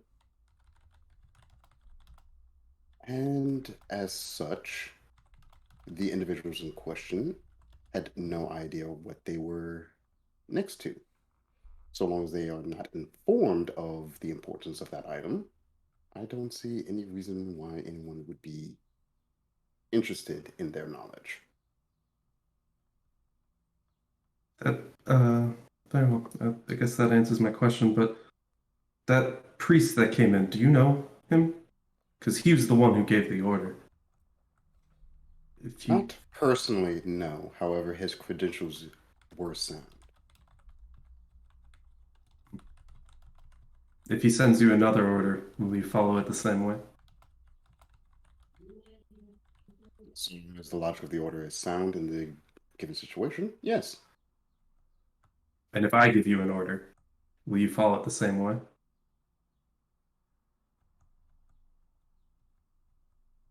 I will withhold judgment. However, so far none of your orders seem to be unwise. I hope they stay that way, but I will follow the orders given to me. So I'll have you know that. And I expect you to do the same for my orders.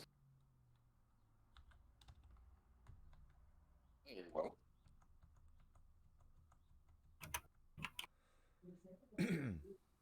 I want you to know, Ziggy, I don't think what you did was wrong.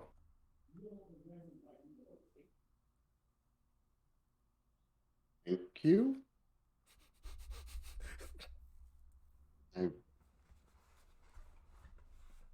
I was not aware that that was a concern.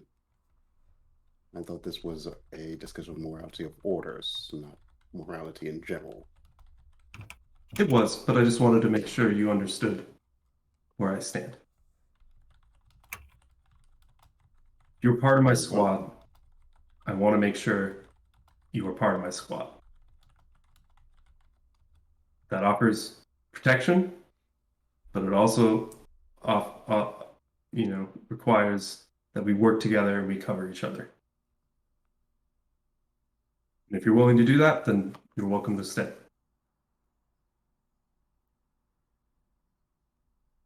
Those are reasonable terms. And so far, I seem to quite like you. All of you. Aw. Good. I like you as well. Aw. But I want to make sure we stay safe from those above us as well. We got friends. It was a good chat. Thank you, Ziggy. And I think it's right around this time you get the full casualty report streamed into your through the Sergeant's Vox. So you head back in, and Reem is kind of just like, Sarge, I have the casualty report if you're ready. Thank you. I'll take that. You can leave, dismiss. Sure, of course. He kind of heads off. So you get over, look at the sheet, and of the detached infantry. So infantry group 12-1, squad 1. That is 7 of 10 casualties. 7 of 10 active, 3 casualties. Squad 2, 4 casualties. Squad 3, 4 casualties. Chimera 1, disabled. Chimera 2, disabled. Chimera 3, active. Infantry group 12-2. Squad 1, what's that? Squad 1, 6 casualties. Squad 2, terminated. Squad 3, terminated. Chimera 1, terminated. Chimera 2, terminated.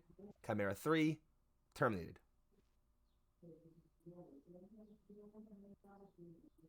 Cool.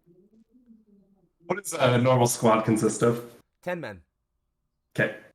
Do the Chimeras have separate pilots, or are they?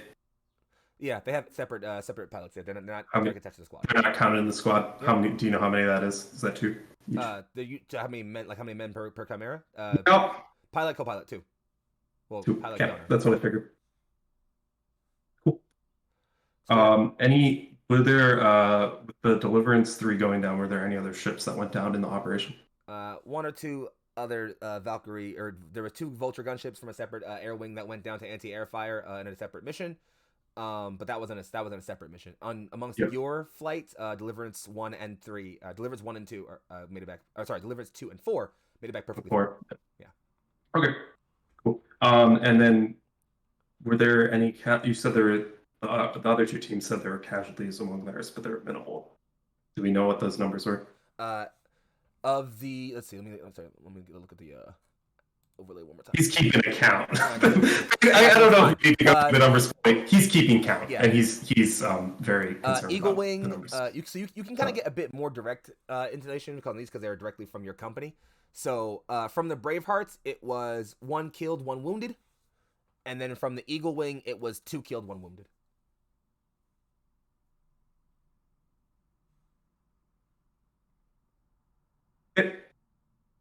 Yeah, so there's that, and then Mars is going to take some time to go visit our pilot. All right, so you dip into the med bay. It's been just about sort of closing the apex of the month, about a full 3, maybe 3.5 weeks as you go in to check in on Saul. Again, as you start going through those sections of the Medicaid wing, the lightly wounded, you pass by, you probably pass by. Flint's probably out by now. He's probably doing his own thing at this point. Not Flint. Kieran is out by now. He's out doing his own thing, definitely. Taman's probably there, but just like working on someone, not getting worked on. You step by from the lightly wounded to like the decently wounded to the critically wounded. You don't see Saul anywhere, so you go to that sealed door and you open that into the direly wounded ring. There are some very elaborate machines set up with beds, and there's Medicaid guys in these pure white robes, drenched in viscera and blood, just zipping about here or there.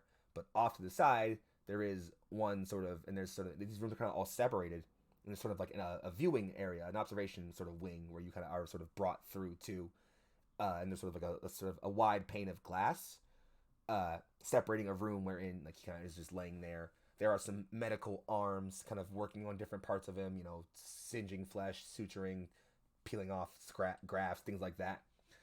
You do see his head very meekly turn around, and he speaks into a small little sort of comm thing next to where the head of his bed is. Just, Sergeant?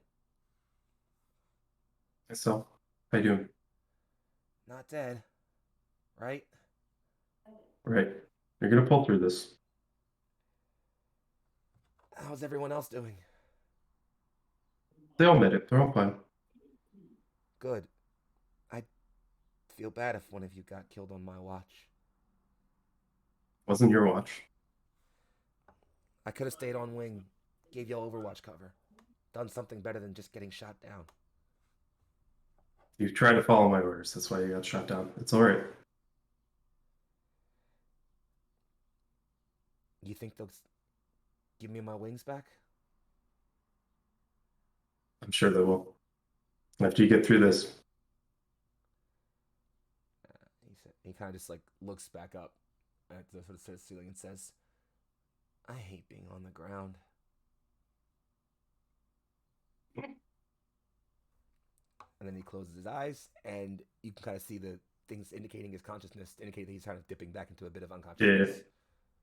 Yeah. If there are people rushing around to do something, he'll kind of just step back. But if not, he'll just say, There's an attendant off to the side who's kind of just checking some readouts and things.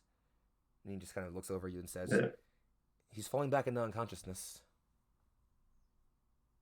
All right. Very well. Can you keep me updated on the status? His wounds look, well, for lack of a better term, grave. We're giving him the best that we can, giving our limited resources. It's certainly possible he pulls through, but, well, the nerve damage is immense. We may not have the bionics to spare. He'll pull through. I know. Can I use a fate point For? to keep him alive? As in, like, you want to burn a fate point to keep him alive? Not burn. Spend. Oh, you want to spend to keep... Spend. So just to make sure he doesn't die. Yeah. Because burning would be like, I never have it anymore, right? Yeah, I burning just is like you lose want to it spend permanently. it, just Like, to wow, be clear. really? Okay. I'm not burning it. Not burning it. Just spend. Because I only have one, so if I burn it, I'm like... Yeah, sure. I'm just gonna spend it for the session, right? Yeah, sure, that's fine. So yeah, I will keep that in mind. So he just kind of again looks back down and just says, again, I can't make any promises on bionics, but if you're more worried about him pulling through, I can say the odds look significantly better. The Emperor's faith will keep him alive. And he's gonna kind of just do a nod and walk out. And I think Probably like I'm guessing this is like you said. Kieran's out, but I'm guessing Flint is still in there. Flint's still in And there. I'm guessing at this point Marius has not gotten his wounds fixed, so he's gonna go do that now that he's probably gonna check in with Flint and just kind of say hi. So don't need to really RP that, but yeah, I mean you pass by Flint and like he's still in his bed, but he does you see his like I mean he's like his left arm is still there perfectly fine. His left arm kind of out in front of him, kind of like laying on top of his blanket. As he comes by, his right arm is like a buzzing whir as a right arm does shoot up in a salute, but it does kind of whack him in the forehead. Just, God damn it! Sorry, Sarge, still working on this thing. No problem. Ease. You don't need to do that until you're standing on your feet. You too. Understandable. And he kind of just lets his arm back down, kind of slowly trying to figure the gear out. Just, oh, I gotta work on this damn thing. You'll get used to it. And you pass on by as you head over to the lightly wounded. It's more kind of like where the further back areas are more like, you know, beds and isolated areas. This is more kind of like almost like a triage area. Kind of just like either you're brought in or you just kind of, if you're wounded, you kind of just walk in and sit like, hey, I'm hurt. Someone get to me. And you know, you're a sergeant, so you walk in and there's immediately an attendant just like, oh, sergeant, are you here for aid? Are you wounded? And he kind of just like, yes, actually, I was gonna wait for Taman. Oh, sure, no problem. We'll get you just settled in and wait for Madame Felblood, no problem. And so they'll kind of sit you down, you know, just kind of general field dress to make sure all the wounds aren't like infected or anything like that. And then just one of them says, "We'll see about fetching her for you." And Taman, assuming you're off working on someone in slightly more wounded areas, a team of Medicaid will come over. About 3 of them, you know, needing 3 attendants to deal with like to be about equivalent to your skill. Just, Madam, if you wish, Sergeant Fairtrolli wishes you to attend to him. We can take over here if you'd like. You sure you got it? You seem to have done a great job so far. We can handle this. Cool. All right. And so they'll kind of just like, you know, take over, just, begin one of them kind of like offering direction to the other 2 as they begin to like, you know, take over with suturing and, you know, handling, you know, pressure and siphoning off blood and things like that. And yeah, you walk your way very casually over to the towards the lightly wounded wing where Marius kind of just sat in like a small like bench bed kind of thing, just waiting for you. Take it away, Loves. Whoa, Sergeant, you finally made it over here. Yeah, I figured I'd wait till everything more important was dealt with, but I kind of have, and you like, I believe what happened was he got shot through cover, and it was mostly like a heavy bruise impact from the cover debris hitting him. Mm-hmm. So it's probably not terrible. There's maybe like some scars or scratches, but it's like mostly around like upper chest area, I think is kind of where the wound had happened. He's gonna say, yeah, I need that taken care of, but also I figured we needed to have a talk a little bit anyways about that the soldier that we talked to. And, you know, she starts working on the wounds, disinfecting, giving sutures where needed, not basic pain meds, that kind of thing. Say, what about it? We shouldn't have done that. I should have stopped it earlier. I'm sorry I didn't.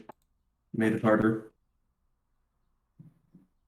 If we had had a commissar, most of us would be dead.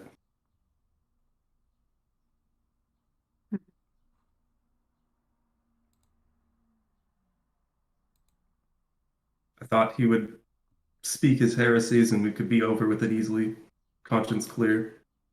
Or he'd at least tell us if that base was going to explode like the previous. He didn't because he was a kid. I don't think he really knew anything. You're right. I think that's true, but it just made it harder. He's still one of them. He's on their side. If we didn't, we would be in far further trouble. I understand the reasoning. I do. Don't worry about that. It's still just hard, you know? Extremely. Let's make it hurt less. I just want to make sure the next time it doesn't get harder. Fair assessment.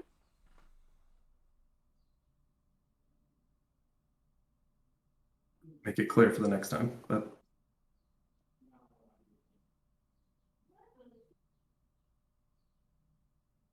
Well, I trust your judgment.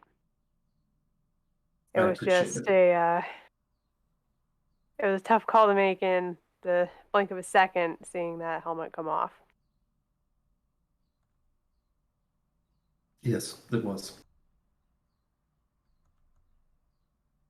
Are you wrapped up then? Mm-hmm. Okay. All right.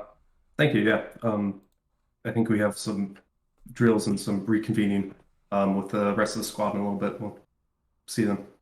Kind of just gets up and walks away. Sure, and don't wait so long to get tended to. It could have gotten worse. It was fun. Just a flesh wound. And I think that leaves us two more of our comrades to check in on for what they've done in this month of time. So, Lenora and Ziggy, what have you two been getting into this? If you don't mind, I have a few things I want to try and get done. Hit me. Well, number one, Ziggy is going to once again pay a visit over to his friends at the requisitions office. He has some implant requests that he wants to bring in. As in, like, AdMech implants? Not necessarily strictly AdMech implants, but I mean, they're not exactly Right. Well, common either. yeah, you make your way down in the requisition office, and there's, again, just behind that large barred gate are the same two people who were there last time. Just you again. How can I help you? Yes, I'm in search of some personal improvement materials.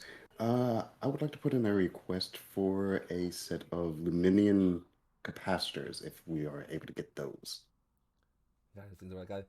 We know what those are? Yeah, we're supposed to. Hold on. And he kind of just like takes a second to go dip through, like just kind of sweeping through a Vox screen. Shelf 1242. Go check. We should have some. And he just kind of like, yeah, I know exactly what those are, and certainly know where they are, where to find them. Give me just a moment. And he just starts to go dip into the back.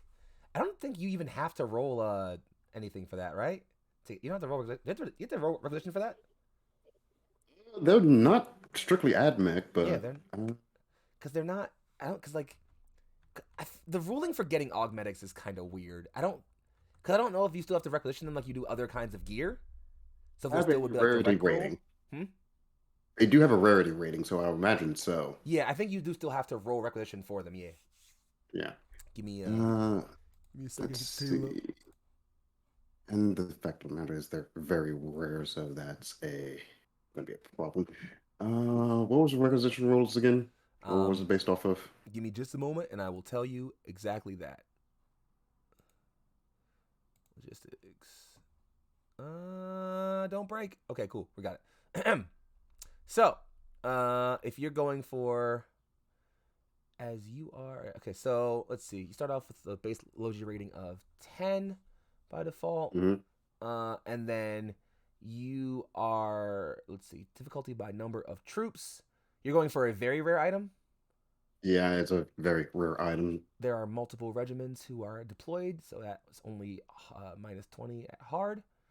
And then we have been on the front for about, I guess in grand total, about 3 or so months. So it's actually only at minus 10, or sorry, minus 20. It's only at minus 20, so once again, to start off with, what status is based off of? You would roll your the skill you would use is the, let's see, it's the requisition roll, which I'm pretty sure is there's a skill for it, I'm pretty sure. Yeah, you have by default you have your logistics rating is, I think it's it's 10 by default. So you're rolling against that that skill, that 10 by default. So I guess technically you actually can't pass still then. Wait, no, sorry, I'm wrong. I'm actually wrong. Give me a second. Front active. Oh, yeah, actually. No. War conditions. Violent impasse. Ceasefire. Near. Okay. Um. Okay, cool. So it's actually what you're gonna do is so you're gonna effectively you're rolling that D100 and you're trying to your skill effectively for this requisition test is going to be effectively a well it's 10 by default because you are I've been on the because there's multiple companies here it's it would go down by 20 because it's a very rare item so it becomes negative 20 or becomes negative 10 but then you get 10 more given that you've been on the front for almost for a while now so that adds in a plus 10 for the few months you've been on the board because you've been active on the front for a while that also adds another 10 another plus 10 so it goes back up to being 10 and then war conditions being I guess technically we're at ceasefire right now so that adds another 30 so it's actually you actually get a 40 total is your skill so you're really effectively rolling a d100 with you're looking to get equal to or under 40. All right. So just roll a d100 and shoot for less than a 40. That's the goal.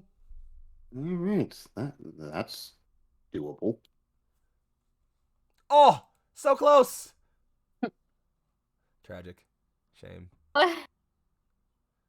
You burn a fate point if you want to add that.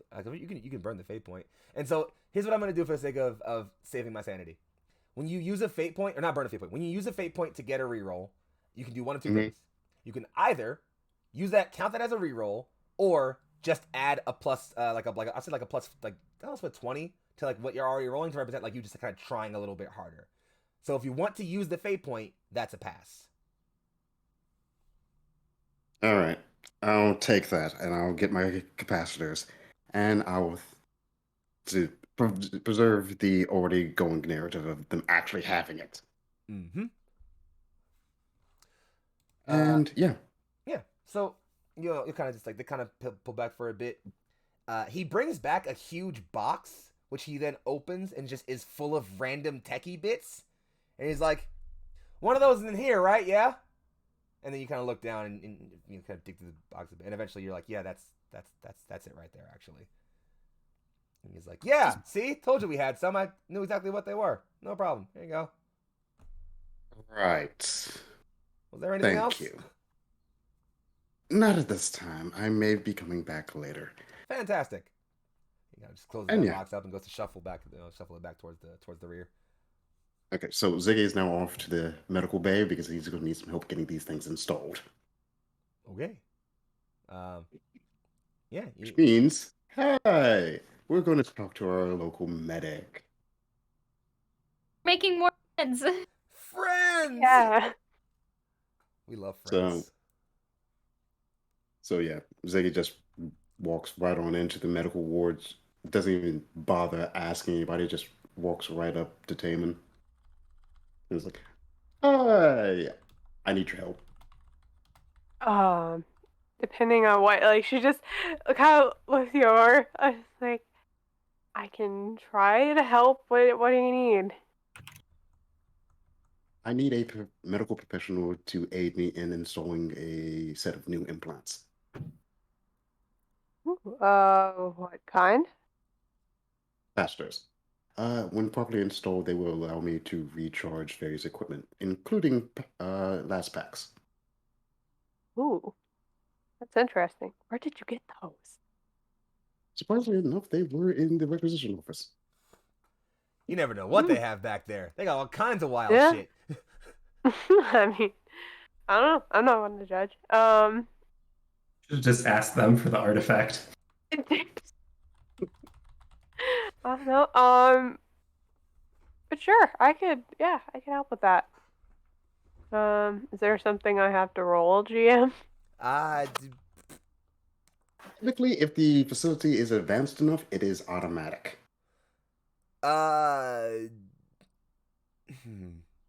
Given this is a field barrack, it's not. So, this is gonna happen, right? Here's what's gonna happen. Given that y'all are working together on this, how about Taman, you give me Medicaid, and Ziggy, you give me some kind of techie thingy, some tech related skill. Please, and dice gods. I will take the sum total of your degrees of success minus your degrees of failure and figure out how it works. Figure out where we're at. Please, dice gods, don't fuck me. You fucked me. I almost said the worst possible thing, and I just. Anyway. Is it worth using? Okay, so I have 2 fate points. Is it worth using both in the same session at this point? Hey, I mean, you get them back. I do get it back. You get him back at the end of session, so as long as you don't have to so make another important roll. exactly, and I don't know. Is anyone else gonna ask me anything? That's. And if you do have another important roll, can't you tell you could that. burn one. I could burn one. You're right. Fuck. Then you no longer have 2 ever again. Yeah, exactly. Unless you gain one. You know what? Go back your home. I'm gonna reroll. We're gonna try it. Do it. Come on. Wait. Now remember. You can either do the reroll or add the plus 20, which would make your target number 77, and you would pass with 1 degree of success. So if you want to get more than 1 degree of success, you can try for the reroll. Yeah. Or I could just. I don't know. I don't like how the dice have been rolling for me, so I'm gonna take that 20. Reasonable. All right. So that's a grand total of 6 degrees of success. So there's some trepidation as you are effectively doing what is the equivalent to just open surgery, but also putting some new shit in there, which is not a thing you're used to doing. Yeah, no. But you find that Usually I have to take the things out. you find that What you the get fuck? lucky that in younger tech priests especially, usually they're any modifications they have on their frame are usually at least to some degree model after the human form to make the kind of getting used to of the the modifications and the bionics and things at least as easy as possible for the body to adjust to. So while this is kind of weird as you're digging in, you're like, okay, there should definitely be an artery here, so I'm gonna assume that's what this tube is supposed to be. Okay, got it. And after a while, with some eventually it's just boiled down to you just poking a thing and going, what's that? And he's like, my spleen. Okay, cool. Poked. What's that? That's my kidney. Okay, got it. And so after a while, eventually you kind of get a good sense of how this anatomy works. And so yeah, you kind of just manage to slot those sort of things in. This is kind of like you're putting RAM in a new computer. It kind of just clicks itself in real solidly. And then you close the hatch up, you tighten the screw again. I'm kidding. Some good old concussive therapy. I'm kidding. You gotta hit it in a little bit. Doesn't turn on, you just whack it one good time. I'm kidding. There you go.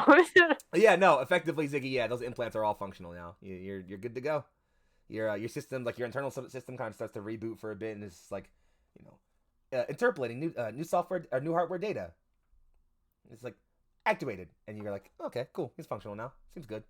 Not really any issues. Maybe some minor alignment shifts you could probably do at some point here or there, but the shit works. All right. It was functional surgery. That was a learning experience for sure. How long? Learning is good. If you don't mind me asking, how long have you been doing this? Doing what exactly? The whole tech priest thing, or how did you get here? I'm not entirely sure how it works. Oh, I have been doing this, in that case, my entire life. I was born in this shit. I didn't choose the tech life. The tech life chose me. The ad mech life chose me.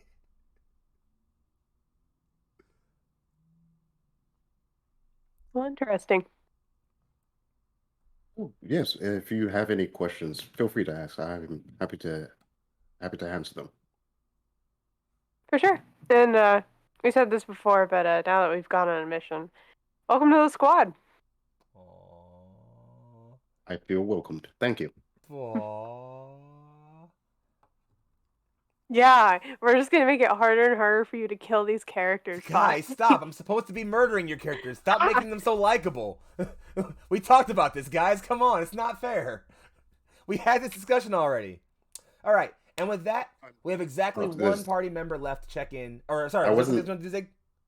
Yeah, I was going to, when Zig was getting off the operating table, he was going to ask, quick question, out of your own personal opinion, who would you say in the team is the best close quarters combat specialist? That question could have gone so many different ways, and I was concerned for a moment there. I was like, is this more flirting? What's happening?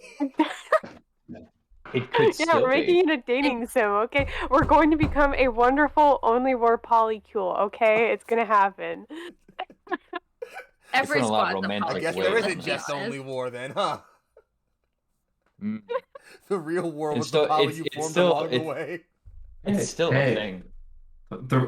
From what I've heard, the rules are the same in Love and War. So I hate it. I hate it. I hate it and I'm Anyway, Yeah. suffering. to No answer your underage commitment. question, Ziggy, I think out of all of us, the sergeant's pretty fond of his chainsword. He probably knows a bit more other than that. I would probably ask him. I see. Thank you. I need to test and maybe modify some protocols for my own combat use of such a weapon. A sparring partner would be helpful in that. For sure. And if not him, Kieran probably has some type of fancy doodad. I will ask both of them, and I'll be sure to not add any more to your workload. You seem busy enough. Aww, that's so cute. Yeah, and like I said, after that, Ziggy's probably going to spend the rest of the downtime going to talk to those two for sparring. Fair enough. And you don't have to RP that right now. You can do that later if you want. I do want to check in on our last squad mate, though. Lenore, what you been getting into, girl? So during most of the town time, it's probably going to be mostly just meditation, some practicing. Let's seeing if we can get any more ideas about what's going on with that void in space that we're feeling here. It's getting bigger.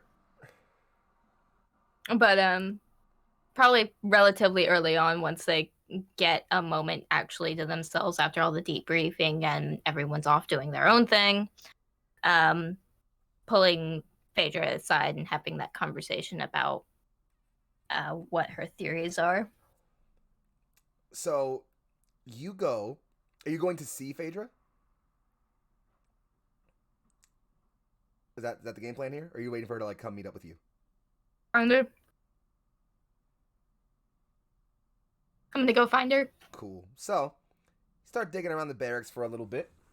And you kind of, there's a sort of small area. It's not really on the map too well, but it's about over here. It basically dips off over here-ish. Where there's effectively sort of a blank room where effectively anytime a company has attached psychers, there's effectively a room where either they can go to be like realigned with their powers if things go bad, and or if shit gets real bad, you can go and put them down. And so usually certain if you can't find Phaedra around the barracks, it's probably where she is. Much like you, she doesn't really hang around the others too much. But so you know, so you go dip into there, and when you walk into their room, you're the only psyker attached to this company, so it's effectively operates as a secondary private quarters y'all never use except for meditations and stuff like that. So you walk in, and the first thing that strikes you as weird is the light is on. The light is never on in this area, ever. This room is always dark. The light is on. You can see just like some very simplistic walls that are padded with some strange kind of like, you know, darker stone and other places. The second thing you see is Phaedra, standing with a huge knife in her hand. And below her is a soldier gripping at his throat and coughing up blood. His helmet is still on his head. His face is wide as he stares at Phaedra. And he's like trying to like grab at her at her leg. She turns, looks at you very simply with no panic or shock on her face and says, "Your timing couldn't be better, madam." What's going on here? I was about to understand that myself. And she takes that helmet of that soldier and pulls it back. And you notice that this person looks human, obviously, like every other soldier you've seen. Rocking a baldy, which maybe is not the most common thing. The guard doesn't super regulate hair, so you're not wondering why a soldier's rocking the full baldy unless it's a personal choice. But what definitely doesn't seem to be a stylistic choice or a hairdo is the weird bony ridge going down his forehead.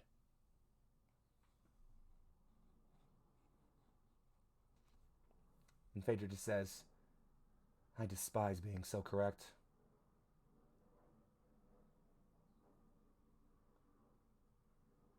Is this where you're going to explain to me what that theory was? Yes.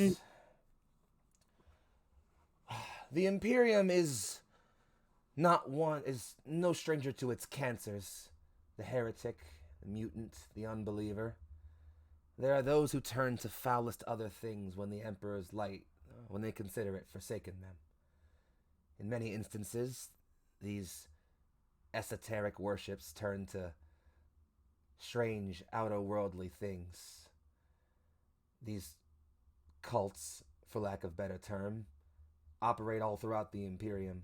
There are reports of them in places, scattered at best, but from what we understand, they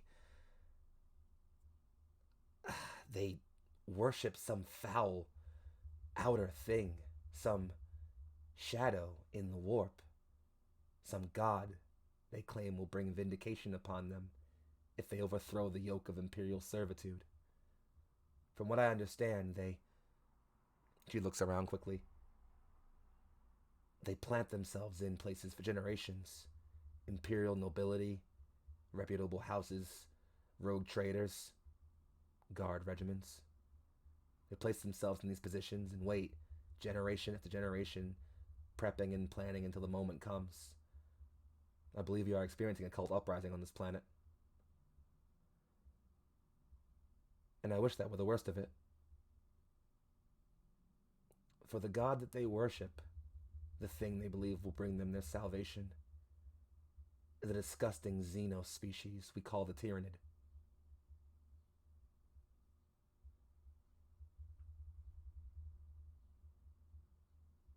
Wouldn't have been something that Lenora would be familiar with. You know what Tyrannids are. No Oh, fucking okay. questions.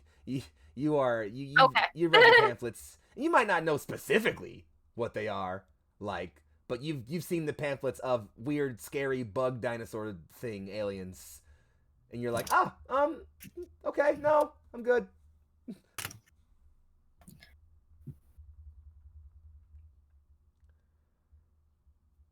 And that's what this is. And at that point, once the actual conversation had started, she would have shut the door and stepped inside and actually gone to look over the person. Yeah, there is the individual looks, again, pretty much human. Now that you're getting a good look at them, their skin tone does seem very pallid, maybe almost tinted a slight blue. The kind of thing you couldn't really notice unless you were really squinting to look at it. Their hands, normal, if not maybe just a little bit bony. The figure, perfectly humanoid, again, if not just a slight bit gaunt. The eyes a bit hollow and set in. There's that strange bone ridge just running up like the entirety of its forehead, of like kind of like would be like, you almost call it a mohawk if it were hair, but it's just the kind of strange, sort of weird formed chitinous bone plate or chitinous bone plate. The only thing you definitely notice as this figure is still alive, like struggling, is it stops kind of reaching for Phaedra as it kind of gets weaker and weaker. It dips into its sort of like its flak jacket and retrieves what appears to be a medallion that's hanging around its neck. The symbol is a figure, human-like. In fact, it doesn't look too bad from some of the more Baroque depictions you've seen of the Emperor, actually. There's plenty of figures of him being depicted holding, Holy Terra in his hand and symbols like this, or even in a simple bladed stance. You often see it as like simple reliefs in very simplistic places. And this figure of the Emperor is in a position behind a world, the continental patterns of which don't appear to look like Terra. Hands are wrapped around this planet as if sheltering it, bringing it in. But there are 4 arms. And as he grips to this symbol tight, he reaches down again, this time very clearly going for a pocket in his pants. He pulls out what looks to be a small, very, very sharp blade, looks up at you, and even through the coughing up blood, 1,000,000 blades in the dark. and stabs himself in the neck, dying.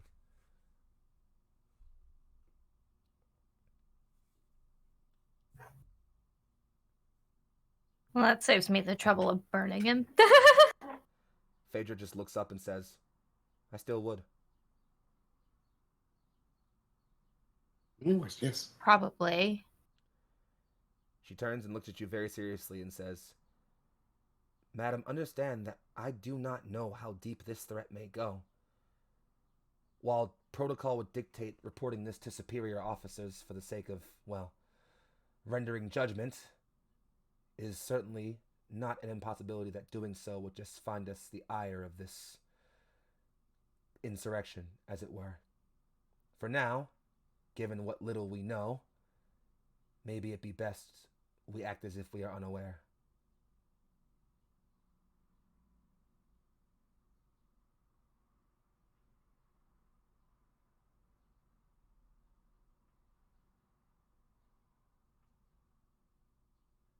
I If understand you there may be think that's Sorry. best until we can figure out if there's anybody else, at least in this base, involved, I'm fine.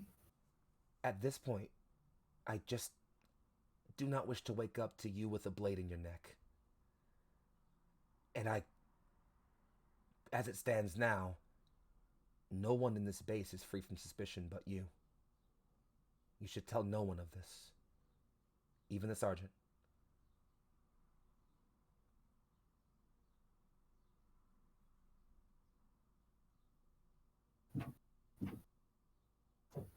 I will keep it in mind. For the moment, we have to figure out how we're going to explain this. And this is just a closed room, right? Mm-hmm. Phaedra kind of says, well, thankfully, minus the occasional censure sweep from Administratum Psychona agents, we tend not to have visitors in these quarters. I believe disposing with this body, as it were, shouldn't be of too much trouble. You have to do is turn it to ash, and that's essentially just. I'm gonna take the coin, the medallion, just because I'm curious to look it over, and that's one of the few things that will not actually burn. It'll just melt. Reasonable. And yeah, well, I imagine since this is a room that's meant to be like where I come to practice and meditate, it's relatively Yeah, it's warded. It is warded and defended. Even it's fortified. even a psychically sensitive soul probably wouldn't, unless it was a very well attuned one, wouldn't pick up on a use of psychic power in here. It's the room is very well warded, meant to, even to the degree where, like, despite feeling that kind of shadow in the warp that kind of made you have to push a lot harder, you don't really feel that as intently in here. Again, the idea being that this room is kind of warded and meant to be like a place where you can directly focus your energies. So yeah, with effectively no issue, you just wave a hand and that body just catches in flame. Just starts to cackle and burn for a while.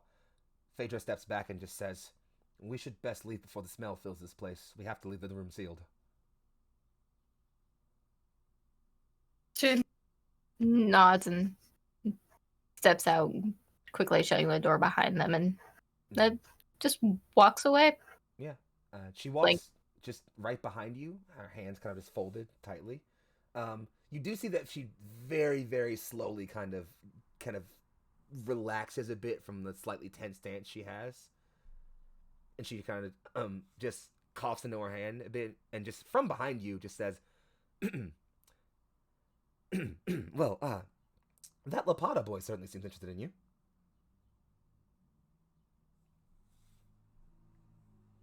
You did this to yourselves. You brought this upon yourselves, okay? I didn't do anything. You brought this upon yourselves. Don't look at me like that. You did this to yourselves. Don't look at me like that. Don't put this on me. Don't you put that evil on me, Ricky Bobby.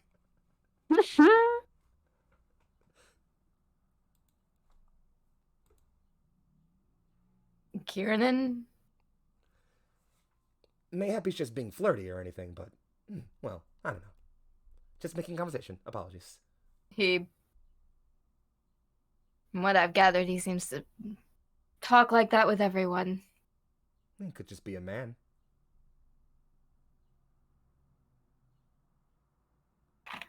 Very could. I mean not to cause any quandary or worry in you. I don't think we currently have the time to worry about such things given recent developments. In the middle of a war zone. Oh, not the war. Why People find love on the battlefield all the time, madam. It's more just, the other thing.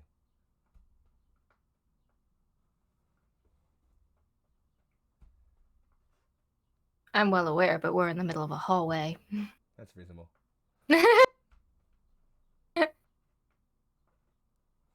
And yeah, she just kind of doesn't say anything else about that. And I just realizing, like, okay, there's not touching that subject anymore. Somewhat aware. She's like, oh, okay.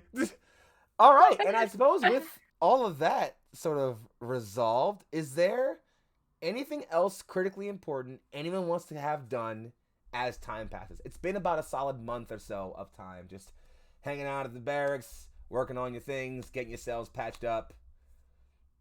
Anything critically important? Ziggy might just be poking around after action reports, seeing if there's anything that would stand out to him in particular.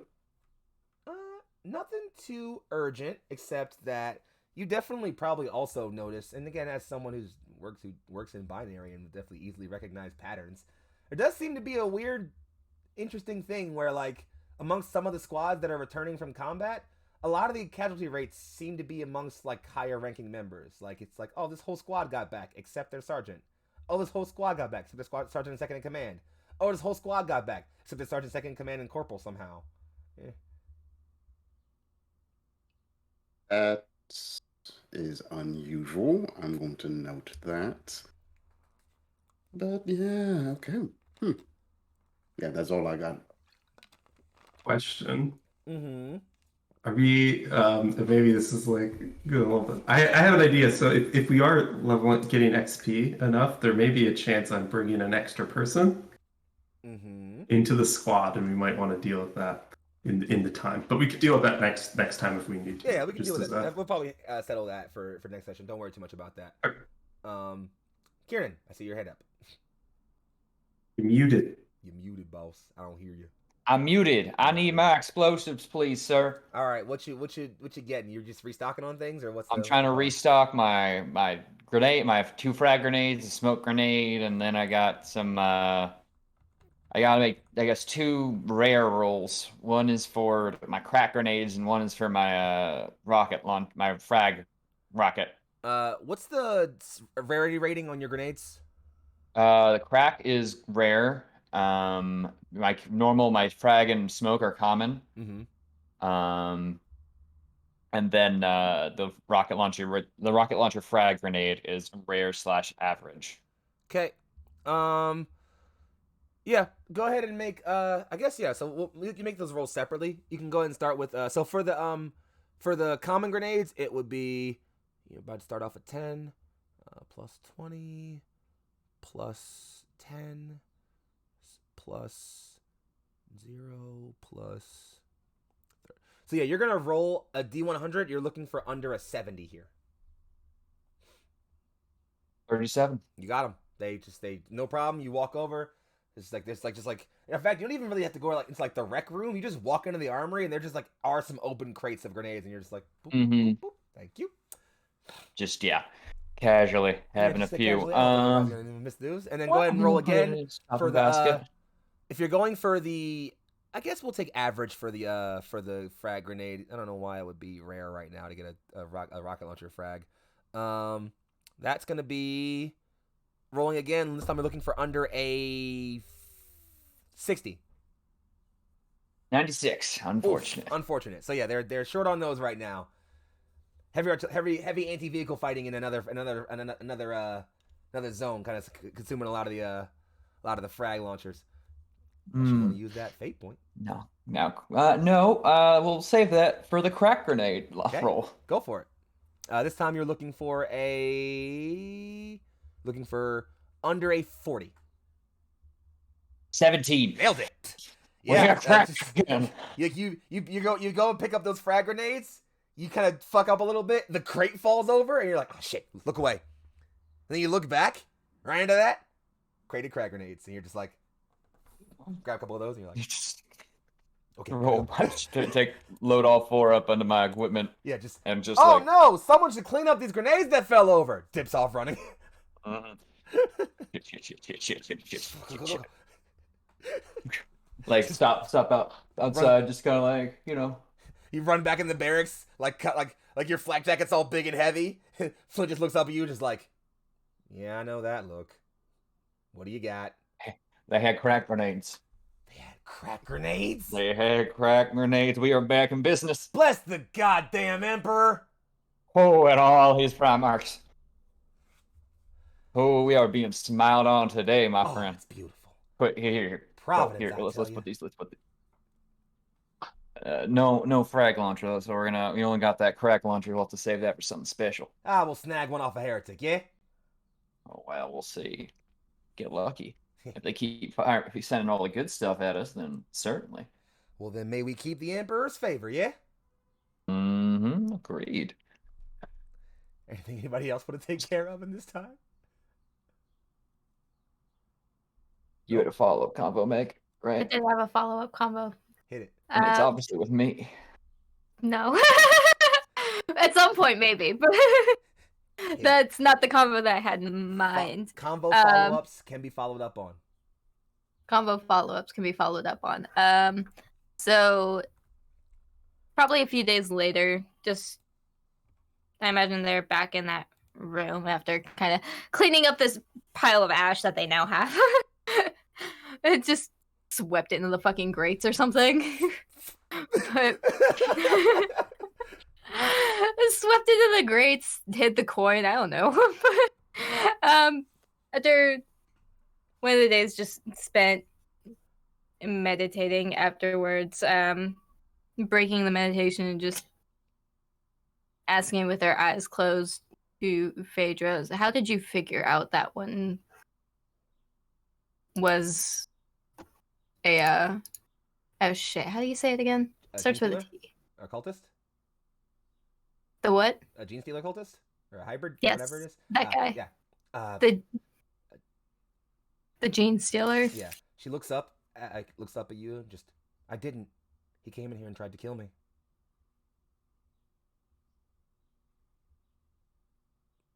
I want a vibe check. Sure.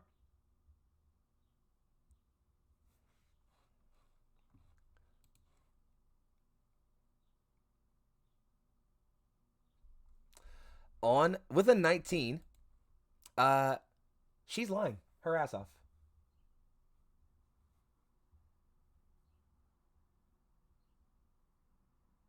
Opens her eyes and looks over at her and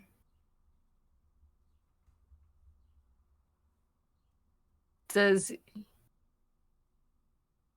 you say that you know me like the back of your hand. I know you almost as well. Don't bullshit me. I apologize for lying, mistress. In truth, I have been following this one for a decent bit. He struck my radar early when I felt that most of my... The truth is, I occasionally sneak into the surveillance room and take a peek at the cameras. It's kind of fun watching the gossip. So I have been peeking over at second company. I have been peeking over at fourth squad's barracks because there was a rumor that one of theirs had a bit of a crush on someone over in squad 5's, and I had to know before anybody else knew. So I started looking into it, and well, I saw that one take his helmet off. Kind of gave it away.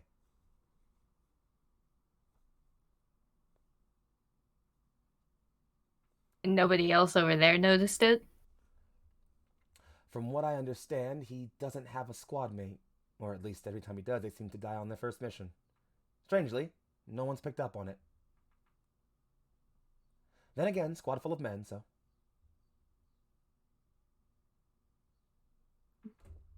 Nobody cross reference for Ziggy.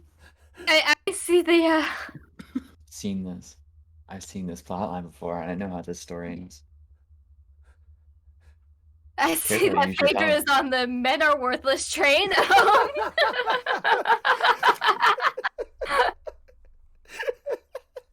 I'm gonna do a secondary vibe check just to Repeated confirm. vibe, follow-up vibe check. Follow up vibe check. Okay, you know what? The whole thing about I'm being nosy. I mean, she ain't lying. As far as you can tell, she's just nosy. She's a gossip girl, you know.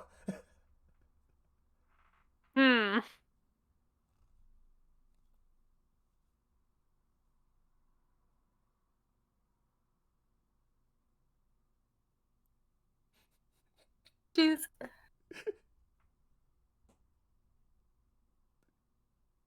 So then what, you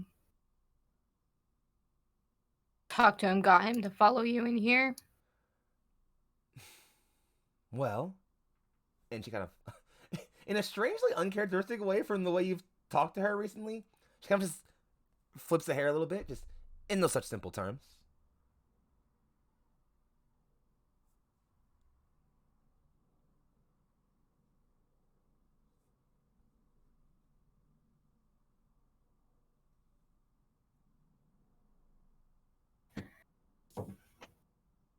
You should save that sort of behavior when you talk to Kiernan.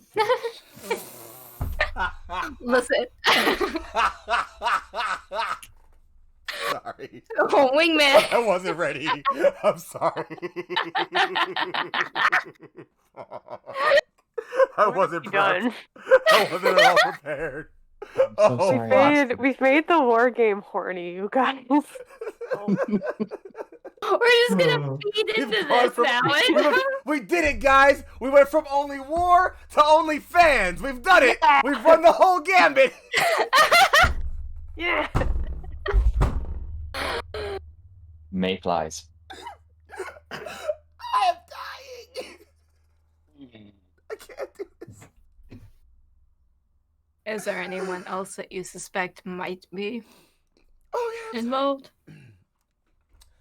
Well, from my, she kind of just falls back into that very, very reserved demeanor. Just, well, from my reconnaissance on the other squads, finding weird she calls it reconnaissance, but she called it gossip a few minutes ago.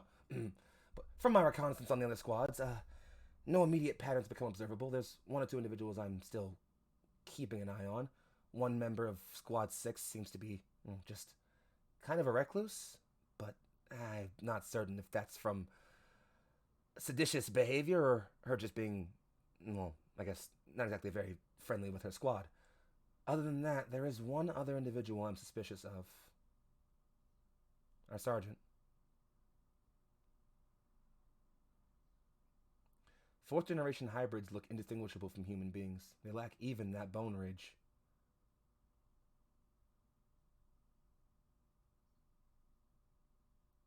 You suspect the sergeant?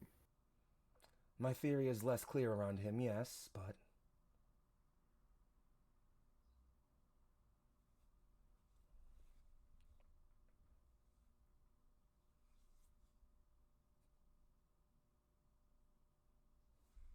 Is there clarification? Are you going to tell me why you think that?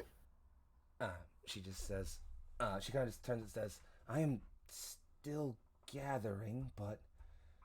most of them are plot threads of coincidence. Things turning a bit too simplistically around the squad, it seems. We always seem to, for lack of a better term, monitoring our deployment since we've been placed on world. It seems incredibly convenient that all these instances of, well, for lack of a better term, commander side, are avoiding us. Could simply be coincidence. Emperor knows more strange things have happened, but I believe it pays to be paranoid in situations like this.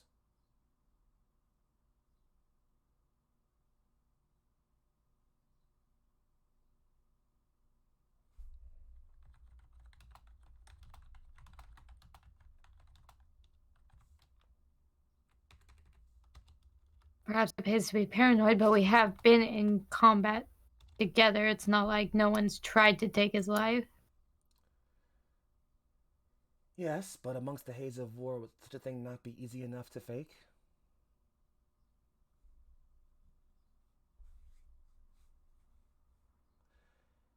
There is also the possibility that, even if Sergeant Ferricoli is implicated or has his place in this plan, the possibility does run that he's not aware of it. Nonetheless, my eyes are on him.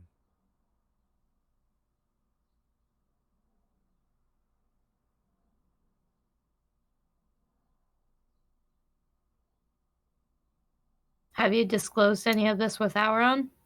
And that's, I forget what the terminology is, but our higher ups. With the adept psychologist. The adeptus. I've not reported anything to anyone yet. With the fact that I have to go through certain channels, there always runs the risk of, well, a leak, as it were. You are. And she looks at you she kind of like, as you guys two are walking, she stops, like you feel her hand on yours. And she kind of turns you around, looks you directly in the eyes and says, "You are the only person I trust right now, madam."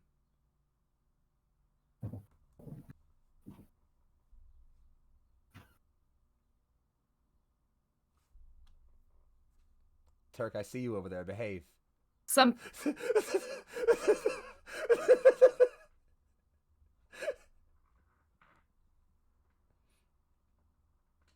I was just praising the Emperor. Uh-huh. Yep. Yep, I can't read lips at all. Uh-huh. No, 100%. No lip reading happening over here in the slightest. Just looks at Phaedra's hand and looks up at her and just responds with, "I can't tell if that's because you're choosing to trust me or because you don't have a choice." She lets go of your hair and says, "I suppose the truth is that choice doesn't really matter much, does it?"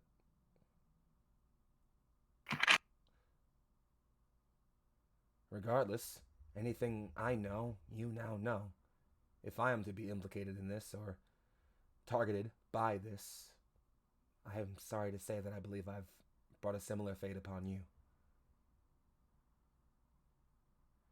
If at any point you find yourself unable to trust me, find yourself desiring to kill me, I trust you pulled that trigger knowing you made the right choice. Why are you doing this to me? Excuse you, Foxxii. Because I like fucking with you guys a lot? Excuse you. Because it's really fun? What do you mean? You see how much fun I'm having right now? You see how much fun I'm having on my face? Visible fun. Visible fun. So much fun. Look at all this fun I'm having. Alright,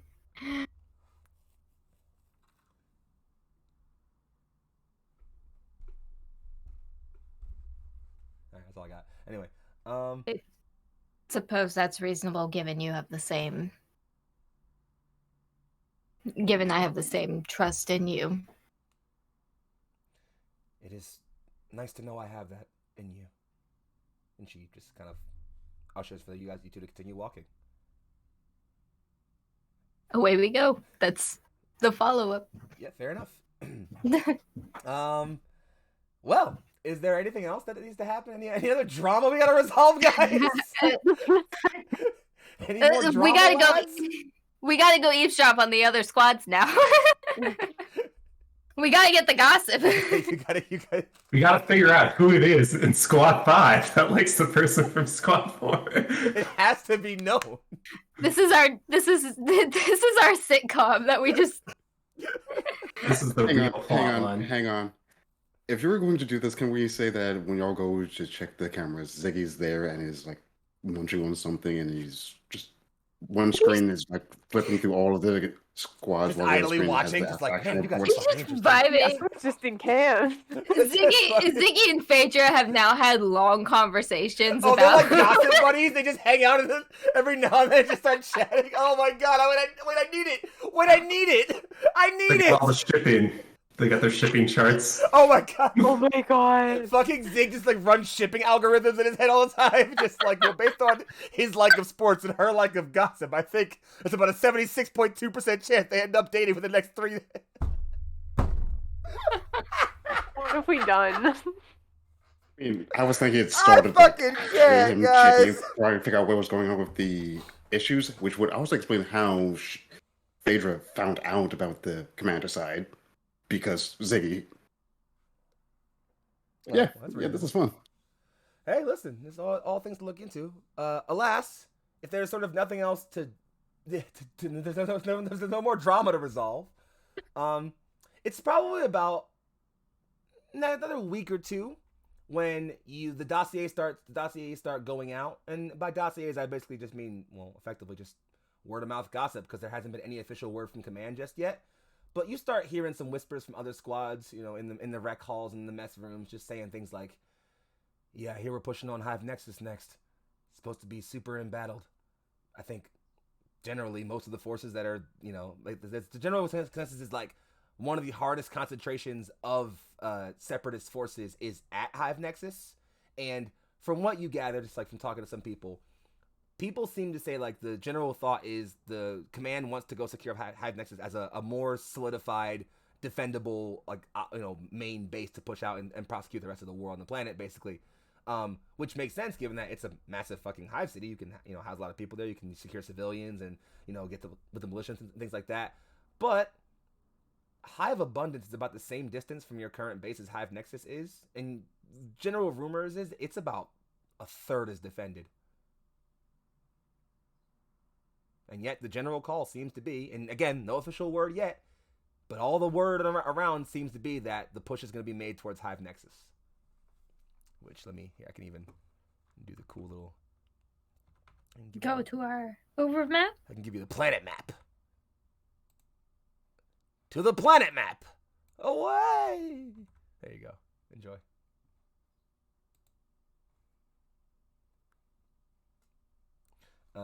And yeah, so that's basically sort of where it's at.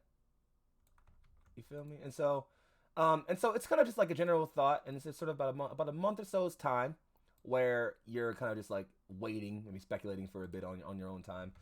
And finally, after about a while, dossiers, and I mean official dossiers, do actually start coming through, basically confirming, yep, that is the game plan. The next phase of the war is a full-scale push on Hive Nexus. And there's some wording in the dossiers towards the bottom as like you guys, and these are like, normally when you get mission, okay, so this is the way things happen in the Guard. When missions get given, like with last mission and with mission before, typically squads or squad commanders are brought in, given their orders, and then told to go do their thing. For massive battles, it is not uncommon to have like just like a regiment-wide dossier put out, just like, hey, this squad's doing this squads are doing this, here's the game plan, we're doing this, and we're here. But you start to pick up on some things in your time in the Guard, especially from rumors you picked up. And there's certain phrases you denote that can pop up in the bottom of dossiers. Things like, carry the Emperor's will as your torch, and with it illuminate the darkness. Things like, and blessed be the mind too small for doubt. Things like, you are the Emperor's hammer. You are the Emperor's hammer and shield. His foes' blows will rain upon you, and you will not break. All these sort of like really important aphorisms and phrases that they intersperse throughout, which you guys have kind of heard the rumors around that, like, if in the sort of running joke amongst Guard regiments is, if you see more than 3 of these like phrases, it means that they expect the upcoming battle to be pretty heavy on the casualty ratings. There are 7 of those phrases in this dossier. Oh, no. And I think that's actually probably a solid spot for us to call it, just about, as you are, you have your orders now. You've been basically told the plan for the siege on Hive Nexus is, and been given in several phases that'll be kind of broken down more as the convoy moves out. You begin kind of like over the next week or so, helping out with the packing up of your barracks and the moving of your material and things, and all the weaponry and things you want to load up, packing up and readying for the siege equipment. And eventually, as one glorious, organized, formation flanked convoy, the multiple air wings and tracked convoys and infantry battalions and artillery platforms of the Imperial Guard regiments begin to make their way out and headed to the northeast towards Hive Nexus. Y'all should get very, very comfortable in the passenger cabin of the new Valkyrie gunship you are being allowed to fly. Deliverance 5 is another member of the same squadron. Its pilot isn't really very talkative. He kind of just like says like, "Oh, it's good to be flying with you guys," you know.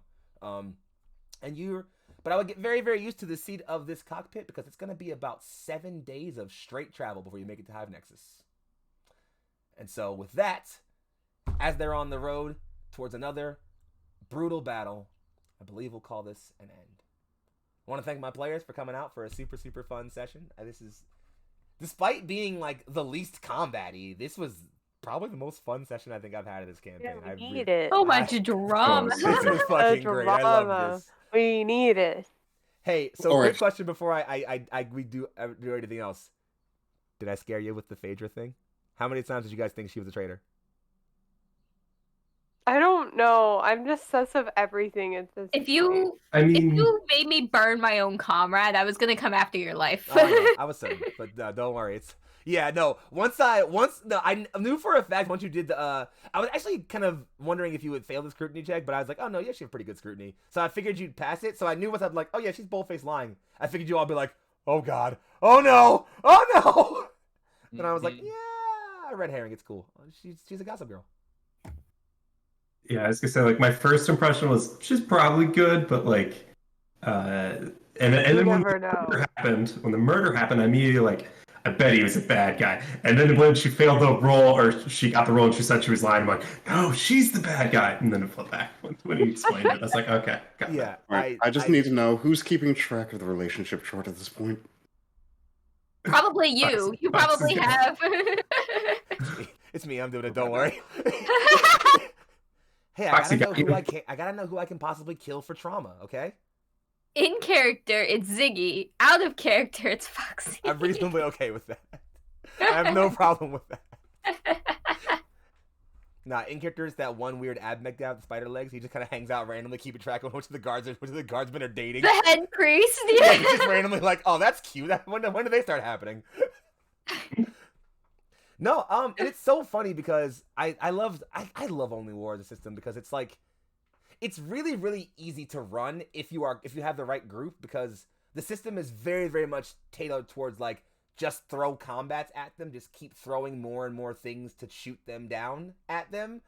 But like, you leave the space for like, hey, I have these kind of like rough ideas set up for like things that could be happening in the background. I'm just gonna leave them and let you guys play around with them. And you get these really fun moments of drama where like randomly your medic goes to patch up your weapons guy and they start flirting. And it's like, oh, okay, I didn't plan for this.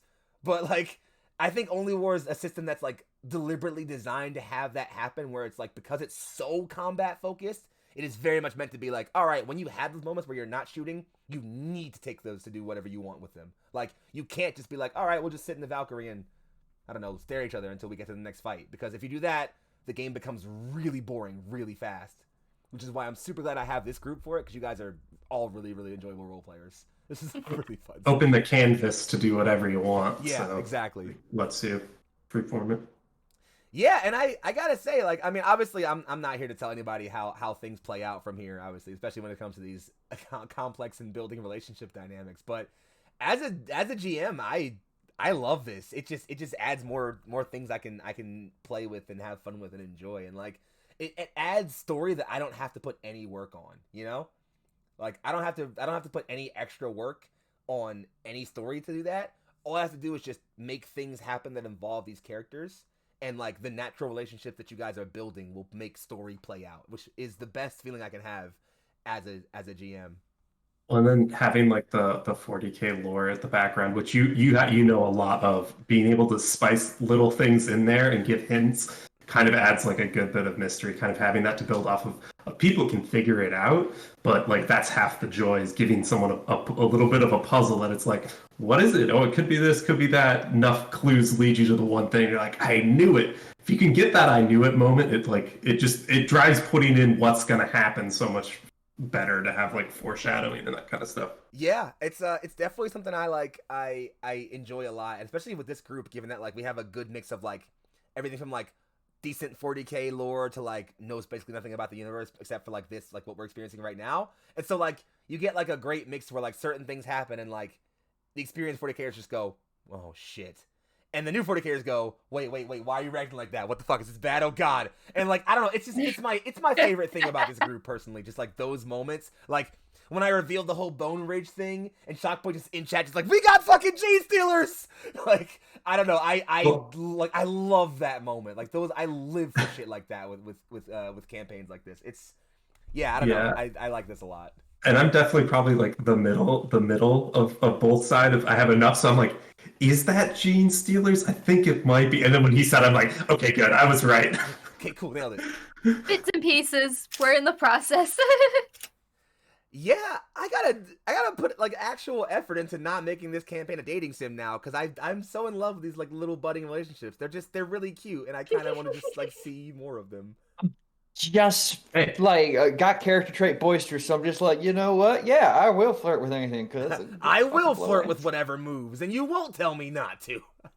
No, I love it. It's really, really enjoyable, and like honestly, like that interaction back and forth between the two back and forth interactions, the one between Kieran and Flint, and then between Taman and Benin, might have been two of my favorite NPC interactions to have to play in recent games I've played. Those were really fun. Good. Like, thank you guys for letting me have like brief control of your comrades for those moments. I quite enjoy getting to kind of take on those roles, because like it's really fun as the GM to do that, because like I have like characters who are literally by design directly already inserted into your characters to a degree. I don't have to like wait for the NPC you bond with. I can just say, okay, if I need someone to have a moment with this person, there's literally a person who's effectively by their side almost all the time, you know?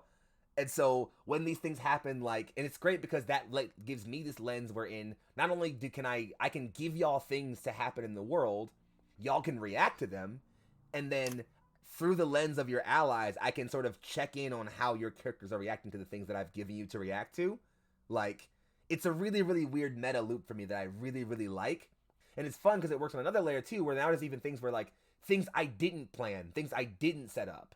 Like the Taman and Kieran thing, which was fucking adorable, and I loved it. But like moments like that, it's great that I have an ally where I can just kind of like have your allies tap in and be like, hey, so what's that? And that's basically one. It's obviously like literally that moment happening because you're all comrades and soldiers. You're gonna fucking gossip amongst each other. You're friends. You're gonna want to check on those things. But also like as a GM, it's basically me being like, so what are we doing here? Like, which is why I made certain that both of you had that interaction with your respective allies on being like, hey, so yeah, we all saw that. What's up with that? And I so I can kind of get checking on like where both of your characters are separate from each other, but also like on your own where you are, and like that I can kind of combine that with my own like as a GM to player follow up on like, hey, where are you at with what happened this session, and that kind of makes it sure that like it's almost like kind of like the comrades are like built-in like check-in tools almost, and I really fucking enjoy that basically. I don't know. What other thoughts are we having right now? No, actually kind of disappointed that the tech priests only get a servitor for a comrade, but okay. Yeah, it's unfortunate, and it's I kind of like I think it balances out because like it's true. We're just like, oh yeah, we got a kid kill, whatever. Like happens. Shit, people die. No, but like I think tech priests are designed where it's like you have so much in-game competence outside of like just killing stuff that you just don't really need an ally. Like you can just do so much shit as a tech priest, you know? Like I mean, you're right. I'm like a mix between Magneto and Darth Sidious at this point. yeah, it's wild. Like you can do so much really cool shit as a tech priest. So like I think that's how I try to balance it out. And like there are other specialties that also don't get comrades. If you want one, if we get enough points, I'm gonna get a second one, and if we get enough, I can give them to people. It's true. That is how that works. Yeah. Well, Giving people extra friends. Are there any? This is where we petition Foxxii to give us more points. How this works. Hey, listen. Me giving you guys more points just means I can throw harder things at killing you all, and I'm okay with that. No. I have, especially now that you guys like care about each other and shit. I can like kill you for drama. That's like No, that's don't the do thing that. I like doing. That's the thing I enjoy doing. But yeah. I don't know if there's nothing left. Let's just do the outro things. Overlay order. Tell people where you're at, who you've been today. how much fun you had if you had it, and what shit you got coming up. All right, I'll go first, I guess, in order.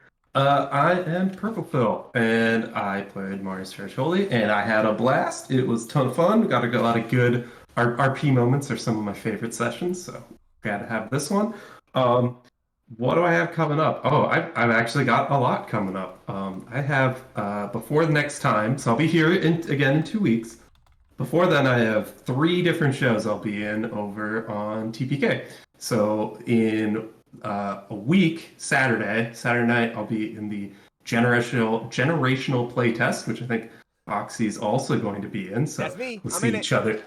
We'll see you there. So that's the next one. And then Thursday after that, the new TPK game Wrath of Many, I will be in with Sir Heck.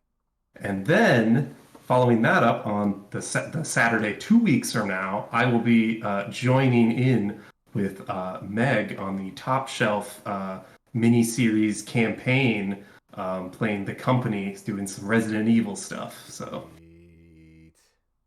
that's, and then I'll be back here. That's 2 weeks done. That'd be great. That's all I got. But yeah, had a blast. Hand it over to Heck. I don't know which thumbs. Don't matter. It's all good. Yeah, I don't know what direction it is either. I just kind of go, hey guys, it's me, Sir Heckalot, you know. You can find me on Twitch and Twitter and Instagram at Sir Heckalot. So if you want to check out what I'm doing, that's a great place to look. Also in our Discord that you should definitely join. In terms of what I'll be in next, you can see me here for, Saturdays and Sundays. And 2 weeks from now, over at TPK, I am going to be playing in Be Gay, Do Crimes, a Honey Heist hack, and along with Meg. It's going to be so fun. I'm so excited. You should definitely check it out. Then I'm over there with regularly scheduled Queen's Gambit, if you're interested in Tyranny of Dragons or not. We're a little further into the campaign, though, so first-time viewers, beware, I guess. Also, later today, as well as the coming week, I will be over also on TPK, recapping everything that happened with Total Party Recap, along with Turk. And that's about it that's been mentioned. We've already mentioned Wrath of the Many. And yeah, I think that is about it. Let's move it on over to Turk. Yeah, hello. My name is Turk, or Turk Accented on Twitch and Twitter. What was that sound I just made? But I'm gonna push through. I was playing Kieran Lapata, your explosives weapons specialist, who has a whole bunch of crack grenades and no sense in his brain because he doesn't think with that organ. Anyway, if you He want to has see the life more, expectancy of a mayfly. and he's gonna Sorry. get his. It took my brain like 3 seconds to fucking process what you just said. Mhm. No, the fucking comes later. Oh my God! Anyway, tonight I'll be on TPK Recap, breaking down all of the cool stuff we do over TPK Roleplay with Heck and Kohlrabi. It should be a whole lot of fun. Because it's been a chill week, which means we get to talk to who more in the audience and just hang out, which I think is what I really enjoy. Friday this week will be pretty quiet for me, but Friday I will be over with Zipper on Disney. More details on that will of course be posted as they become relevant. I believe it's going to be on his YouTube, a live stream there. But we'll be playing a one-shot killer. Well, not one shot. It's kind of like the first part of the campaign, but I'm only playing in this group instance of it, with a bunch of custom classes, races, and people made through Galdur's Gazetteer. Gazetter? Gazetter? Gazetter, yeah. Galdur's Gazetter, which is, of course, one of the latest drops onto the Drive-Thru RPG. It's already got gold there. And, of course, 100% of the proceeds from those sales go to the Cancer Research Institute, because this whole thing is kicked off by a guy named Lawrence who wanted to have his character leave a legacy. So they put a bunch of people together. You could buy the book and or the PDF or whatever media form you prefer. And I have a little custom class race thing that I've written in there. I think that's pretty neat. But otherwise, there's a bunch of other really talented people. I know Noir Enigma's written some stuff, which is also really cool, and definitely worth checking out. After that, we'll have Curse of Strahd early on the 5th with Dark Echoes. It should be a whole lot of fun. I play Rectavio, which, if you're all familiar with that, is just so much insane fun. And then on the 10th, I will be on, oh gosh, Nat 20 playing Roundhouse Alpha. It's going to be a whole bunch of fun. And with that, I'm going to throw it over to Meg. The actual peace signs. Hi guys, I am Meg Mysteria. I was playing Lenora, our psyker who's now wrapped up in some Gene Stealer drama. Gene Stealer drama. Gene Stealer drama. I don't know what's going on. That's a good way to describe it. Gene Stealer drama. Next session title. Before Gene Stealer drama. But before you guys catch me back here in 2 weeks, there's a lot going on. Tonight, I'm probably a little bit later on, I'm probably going to be on my personal channel streaming Resident Evil 0. We're gonna hop back to the beginning and actually finish that game. But until after that, on Wednesday, like Sir Hex said, we will be playing Be Gay, Do Crimes, where we will in fact be gay and do crimes. You gotta do both. You can't do one or the other. It's gotta be both. Gotta be both. There's no in between. Gotta be both with our fun queer crew we've got going. All the proceeds from that are going to be going to the Ali Forney Foundation. I think so. Is that? Yeah, it's a very specific one that isn't the rest of the month, which, if you guys didn't know, 50% of all proceeds will be going to the Trevor Project throughout June. Yep. So. That's over on TPK, but Ali Forney was specific request from the author of the system, so that's what we're doing to respect their wishes. After that, the Wednesday following the 2nd, so on the 9th, we will be, the Singularity crew on TPK will be kicking off our Age of Sigmar campaign, which is, most everybody here knows that's another part of the Warhammer universe. The other Warhammer. The other Warhammer. The other Warhammer. With hammers and more. Wait. It's more fantasy. We're doing Soulbound. It'll be fun. Yeah, it'll be great. And then the 12th, that Saturday following, we'll be on Top Shelf with Purple Phil, where we'll see the return of Dr. Davis. I won't give you any context into how she's showing up, but have fun with that. And then, of course, we will be back on the 13th for more OnlyWar. Is that our next session? You think I would know that as the GM, but yes, yeah, the 13th is our next. I have my calendar up. Cool, that sounds about right. Cool, we got it. Awesome. Sounds good. Other than that, you can find me on Twitter, where I post all of my updates on things that are going on. That'll be whenever I post my go lives. I've been really a bit slacking, but other than that, you can follow me here on Twitch, hang out in our Discord, and harass me. I'll harass you back. But with that, we'll throw it over to Shock. So yeah, I'm Shockpoint Failure. I have been playing Ziggy, or Ziggurat 86, a lovable tech priest who may or may not be involved in all of this drama some way, somehow. I don't know how that happened, actually, now that I think about it. But yes, normally I would be streaming on my own personal channel tomorrow. However, I am taking tomorrow off for various reasons. I will be back to my usual streaming schedule on Wednesday, where I will be continuing through Resident Evil 5, and if I finish that, I will be jumping back to 0, because I am, in fact, in a race throughout the entirety of the series with Meg Mysteria. I believe the current score there is 3-1 in my favor. It's going pretty well. Damn, shit talking, that's wild. Losing. Damn, throwing shots already. I'm here for a good time, not the speed run. So I guess you are there for a long time then, because you aren't doing the speed run. Running is stressful. I'm bad at video games. I have to have fun. I mean, I'm also bad at video games. That That's why I is just play very these relatable. instead. I'm good at these. That's why I play these and not video games. But Yeah. other than that, that pattern is going to hold fairly well.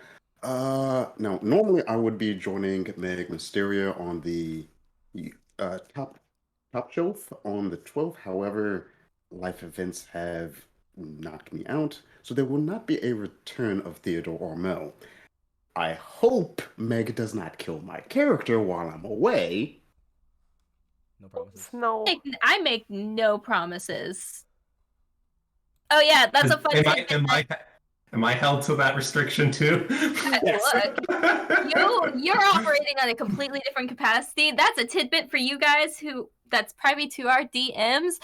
Yes, I have been given autonomy over Shock's character, and That sounds fun. I don't think that's something that anybody wants. Still, it had to be done. But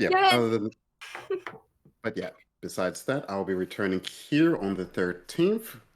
And I believe that covers all of my announcements. You can follow me also over at Twitter at shotpoint622. I post primarily when I go on live or whenever some wild idea pops in my head. Surprisingly enough, that second point is far rarer than it should be. Besides the point. Word. And I guess, again, if you don't know who I am somehow, I'm Young Foxxii, a creative director of Neon Lights Roleplay. I put all my weird brain ideas out on the internet, and these people who, for some reason, like me enough to make them happen. I don't know. I haven't figured out why that works yet, but somehow I keep saying, like, I'm going to do this thing. And then in my head, it sounds really dumb. And then my friend's like, I want to play in that thing with you. And I'm like, Like, do it. You won't. Oh, okay. So that's where we're at. As such, I have so much shit that I'm in. If you weren't around here yesterday, you missed a banger of a Seven Sons session. Yeah, one of my players is married to death. Sarhek can tell you all about that. Player is me. Yeah, Sarhek's wife is death. It's pretty big deal. Uh-huh. But I guess if we're going chronological order, the next thing you'll see me in is tomorrow. I will be over on TPK Roleplay because we love them. And I'll be over there for Roundhouse Omega, the sister campaign to Roundhouse Alpha, where Turk is in. Really weird shit's brewing there. I'll be back on TPK again the day after that for Beyond the Undergrowth, our Tomb of Violation campaign. I won't be there Friday for Cold Hands Warm Hearts, but then every other 2 weeks I will be there for Cold Hands Warm Hearts, our Ram the Frostmaiden campaign.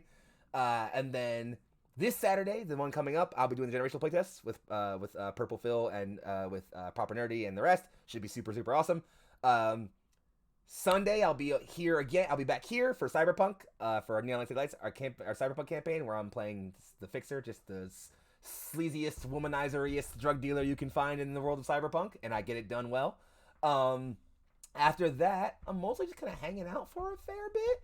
But the only other thing I'll mention, and I'm only mentioning it because you all know it's coming and we got it brewing up, is Core Hearts, our anime campaign, is officially titled, casted, and in progress. We got a superstar cast coming together. Awesome characters are building. Lots of drama building in the background already. This is going to be a super fucking banger, guys. I'm so hyped for this. So stay tuned for more information and hype on that.